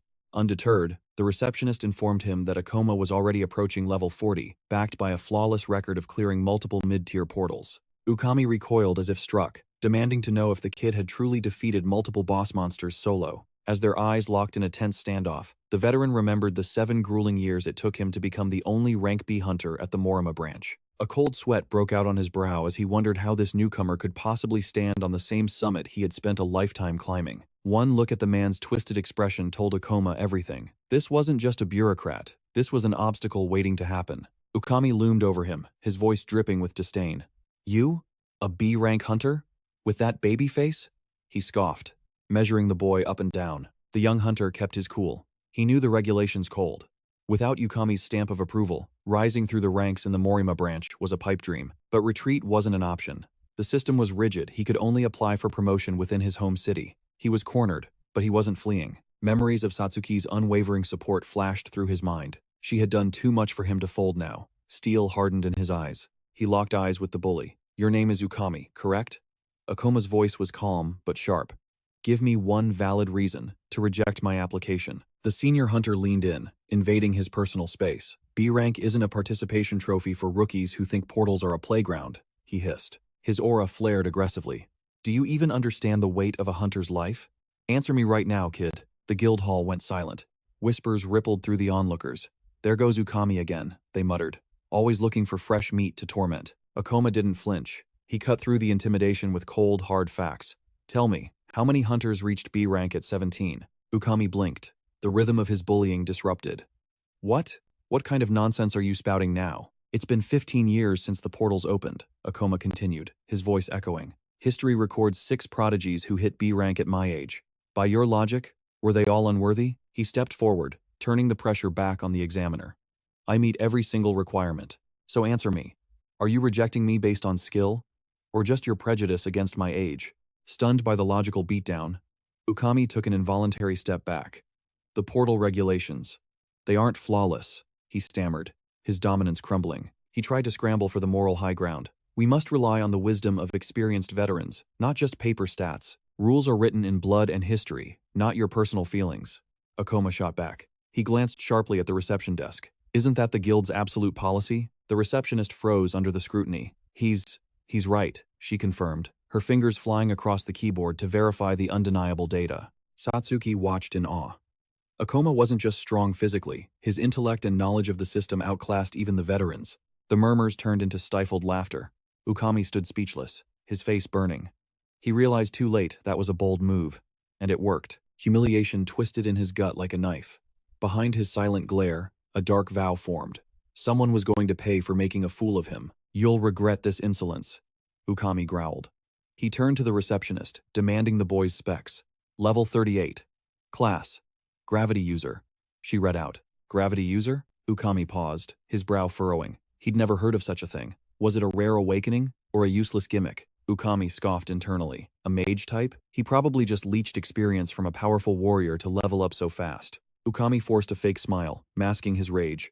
"Perhaps I was too harsh," he lied smoothly. "Rejecting you without cause would be, unfair. I admit that much." However, the man announced, his eyes gleaming with malice. "I have a condition. Prove you deserve that rank in the arena. Right now." The scene shifted to the guild's training hall. The air was thick with tension as spectators gathered, sensing blood in the water. Ukami cracked his knuckles. "Simple rules. You only get your promotion if you can prove your strength against me. If you lose, you're out." In the stands, veterans exchanged worried glances. "Did you hear? Ukami nearly crippled the last rookie he fought. This won't end well," another whispered. Ukami uses these tests to vent his psychotic rage. Satsuki clenched her fists, her heart pounding. She knew Akoma was strong, but this was a trap. Inside the ring, Ukami stared at Akoma like a predator watching prey. The memory of his earlier embarrassment fueled his thirst for violence. He smirked, calculating the odds. "You're only level 38. I am a level 47 elite. The gap is absolute. He's just a fragile mage," Ukami reasoned to himself. "Some high-level carry probably babysat him through dungeons. He has no real combat experience. I am a beast warrior," Ukami boasted, flexing his massive frame. "My class grants me physical dominance you can't even imagine." A cruel grin spread across his face. He wouldn't just win. He would crush this boy so publicly that Akoma would never dare call himself a hunter again. Akoma ignored the taunts. In his vision, the system interface glowed blue. He knew his stats. He knew what he needed. Watching the boy stand still, Ukami assumed he was paralyzed by fear. He had no idea Akoma was navigating a digital menu. "I need to be careful," Akoma thought. "He's strong." He dumped his reserve points into his core ability. 25 points consumed. Gravity manipulation ascended to level 4. Immediately, power surged through his muscles, enhancing his physical stats. It wasn't his preferred build. He wanted pure magic power, but survival came first. There was no other choice against a beast type. "What's the matter?" Ukami jeered, noticing the shift in energy. "Been hoarding points because you've had it easy? Pathetic." His voice dropped to a mock whisper. "Careful now. Accidents happen in the ring. Try not to die." "Thanks for the advice," Akoma replied, his expression unreadable. "Now, show me what you've got." Steel rang out as he drew his sword, ready for war. Ukami wears a mask of grim determination. He isn't just here to fight, he plans to etch his superiority into the minds of everyone present. A twisted smile curls his lips. His goal isn't just victory, it is public execution. He intends to shatter Akoma's pride and banish him from the hunter world forever. Hefting his weapon, Ukami issues a mocking challenge. "Come at me whenever you dare." He arrogantly declares he won't need a single skill to win, even while granting Akoma full permission to use his. Akoma offers no retort. He stands in stoic silence, his eyes scanning every variable like a predator assessing prey. He stands motionless in the eye of the storm. High above, the crowd holds its collective breath, eyes glued to the arena, hungry for the spectacle about to unfold. Ukami beams with lethal confidence. In his mind, the script is already written. It is time for the rookie to learn his place through absolute humiliation. The signal drops. Akoma triggers the duel and instantly flares his aura. Gravity manipulation active weightlessness descends around him. Ukami scoffs internally, convinced the boy's attacks will never touch him. But in a heartbeat, reality shatters. Akoma vanishes, dashing forward with blinding speed. Ukami's arrogance evaporates. His eyes widen in pure shock, unable to process the blur closing the distance. He barely raises his weapon in time. Steel clashes against steel, but Ukami's mind reels. How can a rookie possess movement of this caliber? Before the echo of the clash fades, Akoma is gone. He materializes instantly behind Ukami's back. The veteran freezes, terror creeping in. What just happened? Denial floods Ukami's mind. Just a fluke, he tells himself. I caught him off guard. Desperate to regain control, he swings his weapon in a vicious counterattack, but he strikes only air. Akoma defies physics, hovering effortlessly above. Ukami looks up, knuckles white around his blade, staring at a target he cannot reach. Suddenly, the ground feels wrong. Ukami staggers, his footing betraying him as he realizes his own center of gravity has been stolen. Akoma seizes the opening. Propelled by raw energy, he descends like a meteor. A precision kick slams into Ukami's face, exploding in a spray of crimson. Ukami stumbles back, coughing up blood, his world spinning. Yet, rage overrides pain. He roars, swinging his weapon again in a blind fury. It is useless. Akoma flows through a lethal combination, ending with another devastating kick. Ukami's mind fractures. How can anyone fight with such fluid dominance? Far away, a shadowy figure watches the feed, eyes wide. It is impossible. The rookie isn't just fighting, he is completely dismantling a veteran. Murmurs ripple through the stands. Is this really just a promotion test? The crowd is baffled by the skill gap on display. They speculate Ukami must be holding back by refusing to use skills. But in the arena, Akoma lands another heavy blow, forcing the veteran to skid backward across the dirt. Watching Akoma move is like watching a ghost. The terrifying realization hits Ukami. I can't hit him. I can't even touch him. The whispers of the crowd pierce his ears. They are calling him a fool. He freezes in shame while Akoma hovers above him like a judge delivering a verdict. From his vantage point, the young hunter decides to educate his opponent on the fatal mistake he has made. You don't get it, Akoma declares. The gravity user class reigns supreme. It allows me to push physical limits far beyond the reach of any other class. In a short skirmish like this, he continues, it is absolute. I don't even need to worry about mana exhaustion. I am limitless. He looks down coldly. You thought you would win just because your level is higher? Because you handicapped yourself? You were dead wrong. Internally, Akoma knows the truth. His movements aren't just stats, they are forged from years of brutal combat experience. Every motion is refined by an obsessive drive to win. He is a weapon sharpened by the desire to not just defeat, but to completely erase his enemies. No more talk. Akoma lunges, sword raised. He triggers his skill again, but this time, he cranks the gravity up to crushing levels. Ukami blocks, but his knees buckle. The strike is impossibly heavy. Akoma isn't just a speedster. He hits with the weight of a collapsing building. Ukami blinks, and the pressure vanishes. He scans the arena frantically. Where did he go? He is upside down in the air. While Ukami stares at the dirt, Akoma flips and materializes behind him, the cold steel of his blade pressing against the veteran's spine. Checkmate, Akoma whispers. He explains how he shifted gravity the moment their weapons clashed, using the recoil to flank him instantly. The crowd erupts. The verdict is unanimous. The experienced Rank B hunter didn't just lose, he was completely outclassed. Cheers thunder through the stadium, celebrating the rookie's flawless victory. Satsuki beams, her face lighting up. You were amazing, she cries out. But inside the ring, Ukami stands trembling, his ego shattered. Is this a joke? He clutches his weapon, eyes manic. He refuses to accept this reality. Humiliated by a kid? No.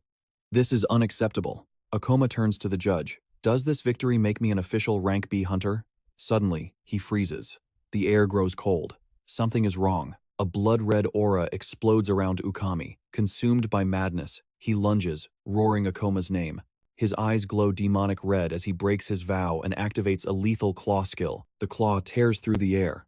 Akoma is struck, the force flinging him backward as he struggles to regain his footing. Akoma grits his teeth. He didn't dodge. He couldn't. He had lowered his guard, believing the duel was honorably finished.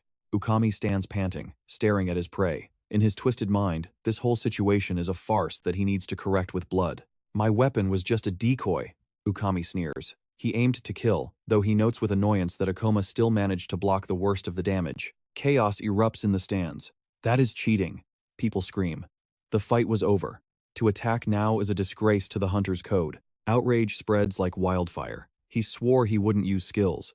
The veteran has not just lost the fight, he has lost his honor. Even as the crowd's boos rained down on him, Ukami stood there, his fury boiling beneath the surface. Confused by the hostile atmosphere, Akoma asked if the promotion test would continue, unaware of the ominous swirl of energy gathering around his opponent. Ukami clenched his teeth, his sanity consumed by a blazing inferno of rage, and swore a silent oath. He would not let a nobody like Akoma make a fool of him. He vowed to turn the boy's life into a living hell. Oblivious to the malice, Akoma simply asked if his performance was enough to qualify. Meanwhile, Ukami's mind raced. Suffering defeat at the hands of a lower-level hunter was unacceptable. It would shatter his reputation and compromise his iron grip on the guild. With a sneer, he declared the test over, stating it was useless to continue, and flatly rejecting the promotion request. The verdict sent shockwaves through the onlookers, stirring a ripple of murmurs, while Akoma stood motionless, processing the rejection. The evaluator then delivered his twisted logic. Although Akoma possessed agility, he lacked the killer instinct to deliver a decisive blow,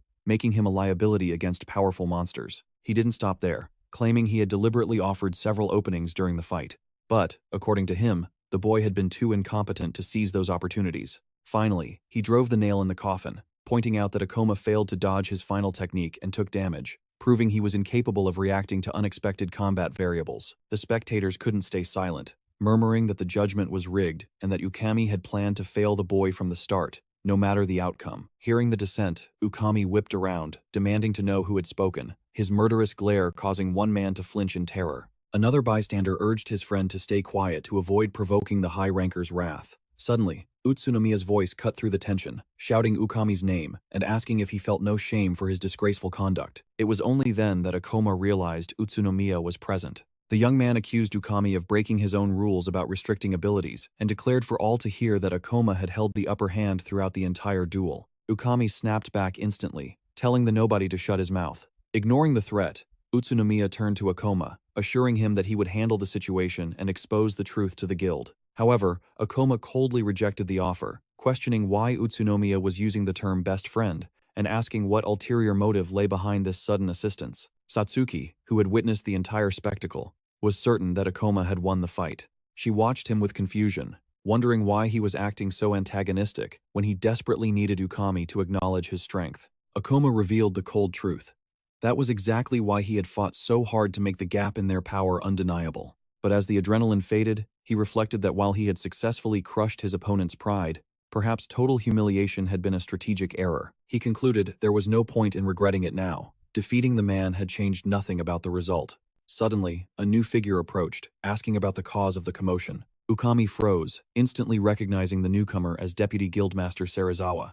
He stammered, asking why Serizawa was there, to which the superior replied he had been looking for him. Ukami quickly composed himself, explaining he was evaluating a hunter, but the subject had proven to be a complete waste of time. Serizawa's sharp gaze shifted to Akoma, and he asked if it was really necessary to injure a candidate, though he acknowledged that accidents were an inherent risk of combat. Ukami scoffed at the wound, dismissing it as a mere scratch.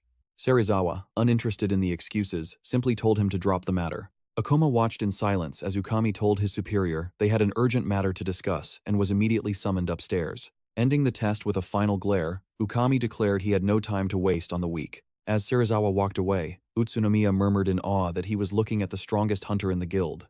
Satsuki turned to Akoma, worry in her eyes, and asked what their next move would be. With a weary hand on his head, Akoma replied that they would have to find another path to their goal. As the elevator ascended to the 13th floor, Serizawa broke the silence, asking if that level of combat had truly been necessary for a simple evaluation. Ukami scrambled for an excuse, explaining that he had fought hard only to show the harsh reality of the world to an arrogant rookie seeking a promotion. The deputy master questioned the young man's candidacy for rank B, musing that perhaps the new generation didn't take experienced hunters seriously enough. Once seated in the private office, Ukami asked Serizawa what the urgent subject of their discussion was. Serizawa revealed the main topic was the rank B portal located at the Temple of Beasts, currently under the jurisdiction of the Mima branch. He explained that managing portals of that caliber was extremely lucrative, a golden opportunity for hunters to grow stronger and harvest valuable demon stones. He then pointed to a tablet displaying grim data, reporting that abrupt and dangerous changes had been detected in the distribution of monsters within the portal. He continued, his voice grave,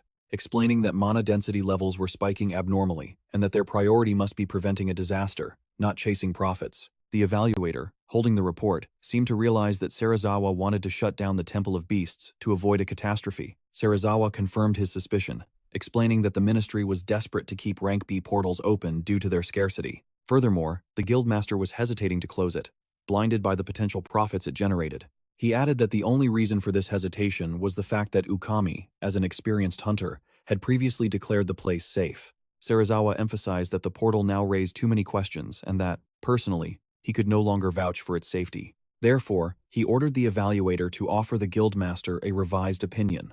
Ukami hesitated, asking if this political maneuvering was the real reason he had been summoned, but Serizawa cut him off instantly, stating he wasn't finished. He raised a hand to silence him, warning Ukami to shut his mouth and listen. Ukami snatched the report, sneering at the contents. He declared the portal stable and tossed the data aside like trash. Rizzo crouched to retrieve the crumpled pages, worried he hadn't even checked the stats, but a heavy boot slammed down. Ukami trampled the papers, asking what useless numbers could possibly teach him. With a cocky grin, he flexed his status as an elite specialist. He guaranteed. The portal was perfectly safe, and if anything went wrong, he boasted he would clear it solo.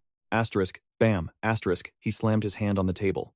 Accidents were not an option, he insisted, even if the true cause of these disasters remained a mystery. Rizzo stayed silent, eyes lowered. His only duty was protecting this zone, but deep within the darkness, a sleeping nightmare snapped its eyes open. Akoma sighed. This situation was becoming a headache. He analyzed Ukami's behavior. The system was rigged. Promotions were locked to their specific branch. Meaning, he couldn't bypass that arrogant gatekeeper to climb the ranks. He rubbed his temples. To access the Library of Illusions, they desperately needed a B-rank hunter. Satsuki was strong, sure. She could take the test elsewhere, but her current level wasn't high enough to qualify yet. Akoma narrowed his eyes. They needed a workaround. And fast. Suddenly, Hosa burst onto the scene. Is that guild jerk blocking your promotion? She flashed her phone screen, a fan-recorded clip of Akoma staring down Ukami. It was raw, intense, and perfect. Her plan? Go viral. Title: Guild Corruption. Ukami's Abuse of Power. She was confident her 120,000 subscribers would riot over the injustice. Akoma frowned. Are you just doing this for clout? Hosa shook her head violently. No, she insisted. She simply wanted to repay the man who saved her life. She was offering her influence as a weapon. Okay, fine, she admitted with a wink. I wouldn't hate the extra views and profit. Akoma shut it down immediately. Don't post it. The mystery of the portals was still too deep. He explained the harsh reality.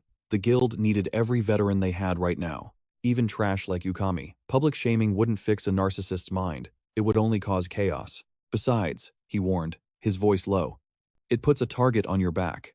Satsuki flinched at his protective tone. She watched them closely. Hosa teased, is Akoma worried about me? Satsuki shot back. Do you have feelings for him? Huh? Hosa recoiled in shock. She ranted, flustered. Akoma was secretive. He acted superior. She would never fall for someone so annoying, even if he had a handsome face. She clarified she was only worried because he had saved her life. And as a top-tier online celebrity, she couldn't risk a dating scandal ruining her brand. Hosa noticed Satsuki's gaze. Why are you staring at me? I'm not. Satsuki snapped. Asterisk, ding, asterisk. A notification silenced the room. Satsuki paled as she read the alert. Emergency. Rank B outbreak in Tokyo. Her voice trembled. What is happening? Look, Hosa pointed at the screen. Akoma analyzed the data instantly. Kitahana Avenue. It was an overflow from the Temple of Beasts. It's a dungeon break, he explained grimly. Monsters are invading reality. The only seal is the boss monster's death. Akoma's mind raced. This was wrong. In his past life, Morima Ward never suffered this disaster. He froze. Was this a coincidence? Memories swirled around him. Had his return shattered the original timeline? The future he knew was crumbling. I thought that portal was safe, Hosa cried. It malfunctioned? She demanded answers. How could the guild fail to predict this after years of analysis? The young woman trembled. She had never stepped foot in a rank B portal. She didn't have the power to stop this. But a memory flashed her father, begging for help against a beast. She clenched her fists. People are weaker than me. They need help. She turned to leave. I'm going. Akoma grabbed her shoulder. Wait. No one knows the danger of a fractured rank B gate. It could trigger a chain reaction of nightmares. Chaos reigned at the impact zone. Ukami stood amidst the rubble, facing a towering beast. The dust settled. It was a level 34 werewolf. Ukami launched himself skyward. Out of my way, he roared, weapon raised for the kill. But panic flickered in his eyes. This was too close to the city center. If he failed here, his reputation would be dust. Bystanders cheered as the hunter landed a massive blow. He did it. A single hit. Ukami was sweating. Is there no one stronger? He shouted at the officers. We can't handle a disaster like this with low ranks. We tried, they yelled back. B-rank hunters are rare. We called for backup, but we don't know when they'll arrive. Akoma watched from the distance. Ukami was fighting for his image, not lives. But Akoma knew something they didn't. He had cleared this dungeon in his past life. His eyes darkened. That isn't just a werewolf. The boss monster is level. Okami scoffed at the Phantom Fox, convinced this battle would be child's play. His twisted plan was simple. Slay the beast, pin the blame on Surazawa, and rise as the glorious hero of Morima. The hunter declared it was time to slaughter the boss. But before he could make a move, a cataclysmic explosion tore through the zone. The shockwave shattered the silence, instantly followed by the terrified screams of civilians. The smoke cleared to reveal a nightmare. A colossal paw crushed the pavement. Someone gasped, "Is that a boss monster?" From the flames emerged a multi-headed fox, wreathed in hellfire. Panic erupted instantly. The two hunters stared in horror. This monstrosity was never mentioned in the portal's briefing data. The system window flashed a terrifying truth. Level 55. Summoner Fox. The boys trembled, questioning how such a grotesque abomination could even exist. This was no ordinary spawn. The boss of the Temple of Beasts had evolved. It had gorged on mana, twisting its form and unlocking devastating new powers. The overflow of mana in the portals had triggered a mutation, turning the monster into a walking natural disaster. Okami's arrogance shattered. He realized the boss had ascended to a new tier of power. The situation had just gone from a simple hunt to a catastrophe. Utsunomiya stared at the creature's tag, level 55. His face went pale. "A summoner fox?" he stammered, voice trembling. "How are we supposed to fight a god like that?" The verdict was unanimous. They had to retreat immediately and pray for reinforcements from high-ranking guilds. "You cowards!" Okami spat, his eyes wild with greed. "Running away now would stain my reputation forever. We keep the portal open." He flared his aura, reminding them of his status. "I am a rank B hunter. I have stared death in the face more times than you can count." A sinister glint appeared in his eyes. "You two will distract the beast. While it's busy with you, I'll land the finishing blow." The rookies recoiled in disbelief. "That's suicide. We won't last 10 seconds as bait against a monster like that." Okami's patience snapped. Refusal is not an option. A cruel, sadistic grin split his face. "If you won't volunteer, I'll give you a little incentive." He invoked the berserk skill. A beam of crimson energy erupted from his palm, slamming directly into the two young hunters. The red mana coiled around them like chains. The boys collapsed, clutching their heads as agonizing pain tore through their minds. It was a forbidden technique of the Beast Warrior class. Berserk amplified the target's attack power, but obliterated their reasoning, turning them into mindless savages. Okami chuckled darkly. He had used this dirty trick countless times to create human meat shields for his escapes. It felt good to use it again. With a ruthless kick, he sent one of the boys flying toward the monster. "Kill it," he commanded. His plan was set. Let the pawns die to create an opening, then steal the glory with a single strike. His smile was pure evil. "Consider this a lesson," he thought. "Good people don't survive in the world of hunters." Robbed of their free will, the two boys roared and charged at the Titan, weapons raised in a suicidal frenzy. Okami watched, waiting for his moment. But the fox had a surprise of its own. On its spine, a grotesque eye snapped open, its eyelid formed from twitching human hands. The skill Poltergeist activated through the cursed eye. Gravity warped around the monster, and massive debris began to levitate into the air. Okami froze, stunned. Telekinesis? How can a beast possess such high-level magic? The sky turned dark as rubble rained down like meteors. The boys screamed as they were crushed, useless even as bait. Okami sneered, dismissing their deaths as a waste of time. Suddenly, a massive shadow loomed over him.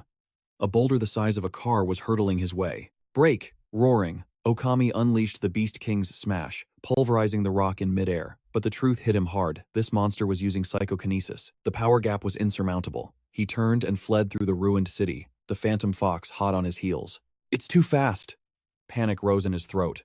The beast was closing the distance, its presence suffocating him with fear. Okami skidded to a halt, realizing he couldn't outrun it. He drew his greatsword, raising his guard in desperation. The creature's third eye glowed. Another telekinetic blast hammered against him. He blocked the debris with his massive blade, arms shaking from the impact. He deflected a second projectile, but his movements were sloppy. He felt the heavy penalty of failing to dodge. The monster saw the opening. It lunged, claws flashing. Okami's guard shattered, and he was hurled to the ground, crushed by the enemy's overwhelming strength. As he lay in the dirt, the impossibility of victory crushed his spirit. "I can't win," he realized. But then, a thought struck him. "It doesn't matter if I win, I just need to survive." He activated his ultimate survival card, False Death. His heart stopped, his breathing ceased. To the world, he was a corpse. The monster loomed over the fallen hunter. It sniffed the body, sensed no heartbeat, and turned its massive head away. It worked. As soon as the enemy looked away, Okami's survival instinct screamed, "Run!" He scrambled to his feet and bolted. But he had forgotten one thing: the eye on its back never slept. The fox spun around, lunging with supernatural speed. Claws raked across his back. Okami slammed into the earth again, terror seizing his soul. That cursed eye could see everything. No, not like this. He panicked, realizing escape was impossible. He wasn't ready to die. The monster prepared the final execution. Dark magic swirled around Okami, binding him in place. As the energy crushed him, he wondered, was the beast mocking him? Darkness flooded his veins like black ink. He screamed in agony, helpless against the cruel fate consuming his soul. Finally, Akoma stepped into the ruins of the city. Destruction lay everywhere, a grim monument to the monster invasion. Nearby, Hosa healed a civilian, her light magic sealing his wounds instantly. Akoma pointed the stunned man towards safety, promising him a monster-free path. The survivor stammered his thanks. Then he ran for his life. Hosa turned to Akoma, who stood with a heavy gaze. He declared they had to move fast. The mana overflow needed to be contained immediately. The young healer nodded grimly. She knew he was right. Checking her phone, dread settled in her stomach. An hour had passed, yet the chaos showed no sign of stopping. Akoma calculated the odds. The ministry should have crushed the Temple of Beasts boss by now, but their silence was deafening. He prepared for the worst-case scenario. Suddenly, Okami struck. His blow sent the woman crashing to the ground in shock. He unleashed his signature skill, Beast Claw. The attack tore into the bald captain with savage force. The captain groaned, gripping his weapon through the pain. Gritting his teeth, he launched a desperate counterattack, steel clashing against Okami's fury. The attacker smiled like a demon. With a single, overpowering strike, he sent the captain flying backward. The woman screamed for Captain Kurakawa, but Okami just laughed, mocking the difficulty of bringing down a rank B hunter. His voice dripped with malice. He revealed this wasn't a normal dungeon break, but a side effect of the coming calamity. In his eyes, the local squads were nothing. They were insects trying to stop a tidal wave. Laughing maniacally, he charged the captain again. But just as the death blow fell, Akoma arrived. Gravity bent to his will. He intercepted Okami in midair. The clash saved the captain from certain death. Akoma analyzed the enemy instantly. Mind control. The captain hissed a warning, terrified to see a rookie fighting a rank B monster hunter. But Akoma didn't flinch. He attacked with fluid, lightning-fast strikes. The captain watched in disbelief. A rookie dominating a rank B veteran? It defied all logic. His eyes went wide. He had never witnessed movement like this in his entire career. However, Akoma noticed something. Okami's attacks were simple and predictable, a clear sign the mind control was dulling his instincts. The corrupted hunter swung a heavy beast claw strike. Akoma dodged effortlessly, watching his opponent's rage boil over into erratic movements. Now, Akoma activated his gravity suppression. Okami was slammed into the concrete by an invisible, crushing weight. Akoma followed up instantly. The impact forced a scream of pure pain from the corrupted hunter. Akoma leaned in, voice sharp. He asked if the man could see the truth yet. Okami blinked, confused, asking if their training match was over, but the clarity was fleeting. With a feral roar, he vowed to kill. Entering a fully berserk state, the mind control tightened its grip. Akoma readied his weapon, acknowledging that raw stats alone made Okami the superior fighter. There was no choice left. He declared he could no longer hold back. "Nothing personal," he whispered. He launched into the air. A devastating kick connected squarely with Okami's face. Akoma didn't let up. From above, he increased the gravity field to its absolute limit. Skill activated. Meteor drop. He slammed into his enemy like a falling star, extracting a scream of agony from Okami. Precision was key. Akoma severed the right arm and tore the leg ligaments in a split second, neutralizing the threat completely. Akoma stood over the fallen hunter, chest heaving. Captain Kurakawa watched in awe, realizing the boy had held back just to save his enemy's life. Hosa and Satsuki rushed to the scene. They complained about his insane speed, and Akoma apologized for leaving them behind. He shrugged casually. Different classes had different agility stats, after all. Captain Kurakawa ordered an evacuation, but Akoma shook his head cold, cutting him off. There is no time. His gaze locked onto the horizon. A two-headed summoner fox, the dungeon boss, was already upon them. Escape was impossible. Satsuki and Hosa froze in terror. The beast roared, and a massive shockwave shattered the earth beneath their feet. Akoma raised his weapon. The air grew heavy with killing intent. This was the real battle. The creature laughed, a sound of pure mockery. Satsuki trembled, asking what kind of nightmare stood before them. Akoma opened his system interface. The hologram flickered to life. Level 55 Summoner Fox, from the Temple of Beasts. Its level was impossibly high. The mana overflow had triggered a forced evolution, turning it into a catastrophe-class monster. Akoma gripped his weapon tighter. There was no telling what terrifying new skills this evolved beast possessed. Hosa's voice trembled as she asked if killing it would end the nightmare. Akoma's eyes narrowed. Yes, it ends now. But bringing this beast to its knees? That would be far from simple. The Summoner Fox boss unleashed its dark power, calling forth an endless horde of level 30 phantom wolves. In an instant, the pack materialized, circling Akoma, Satsuki, and Hosa, with bared fangs. The young woman froze, her eyes widening as she realized the sheer scale of the summon. It wasn't just a few, it was a massacre waiting to happen. The gravity of the situation crashed down on her. If this overflow continued, the destruction would be catastrophic, and countless innocent lives would be lost. Above the din, The monster cackled, and Hosa realized with a chill it was savoring the chaos. Ikoma didn't hesitate. He barked orders to her and her companion, commanding them to hold the line against the minions and protect the civilians while he pushed forward. "What are you going to do?" she cried out. His answer was cold and absolute. He would slaughter the boss monster instantly, the only way to stem the tide of the overflow. Stealing her resolve, Hosa extended her.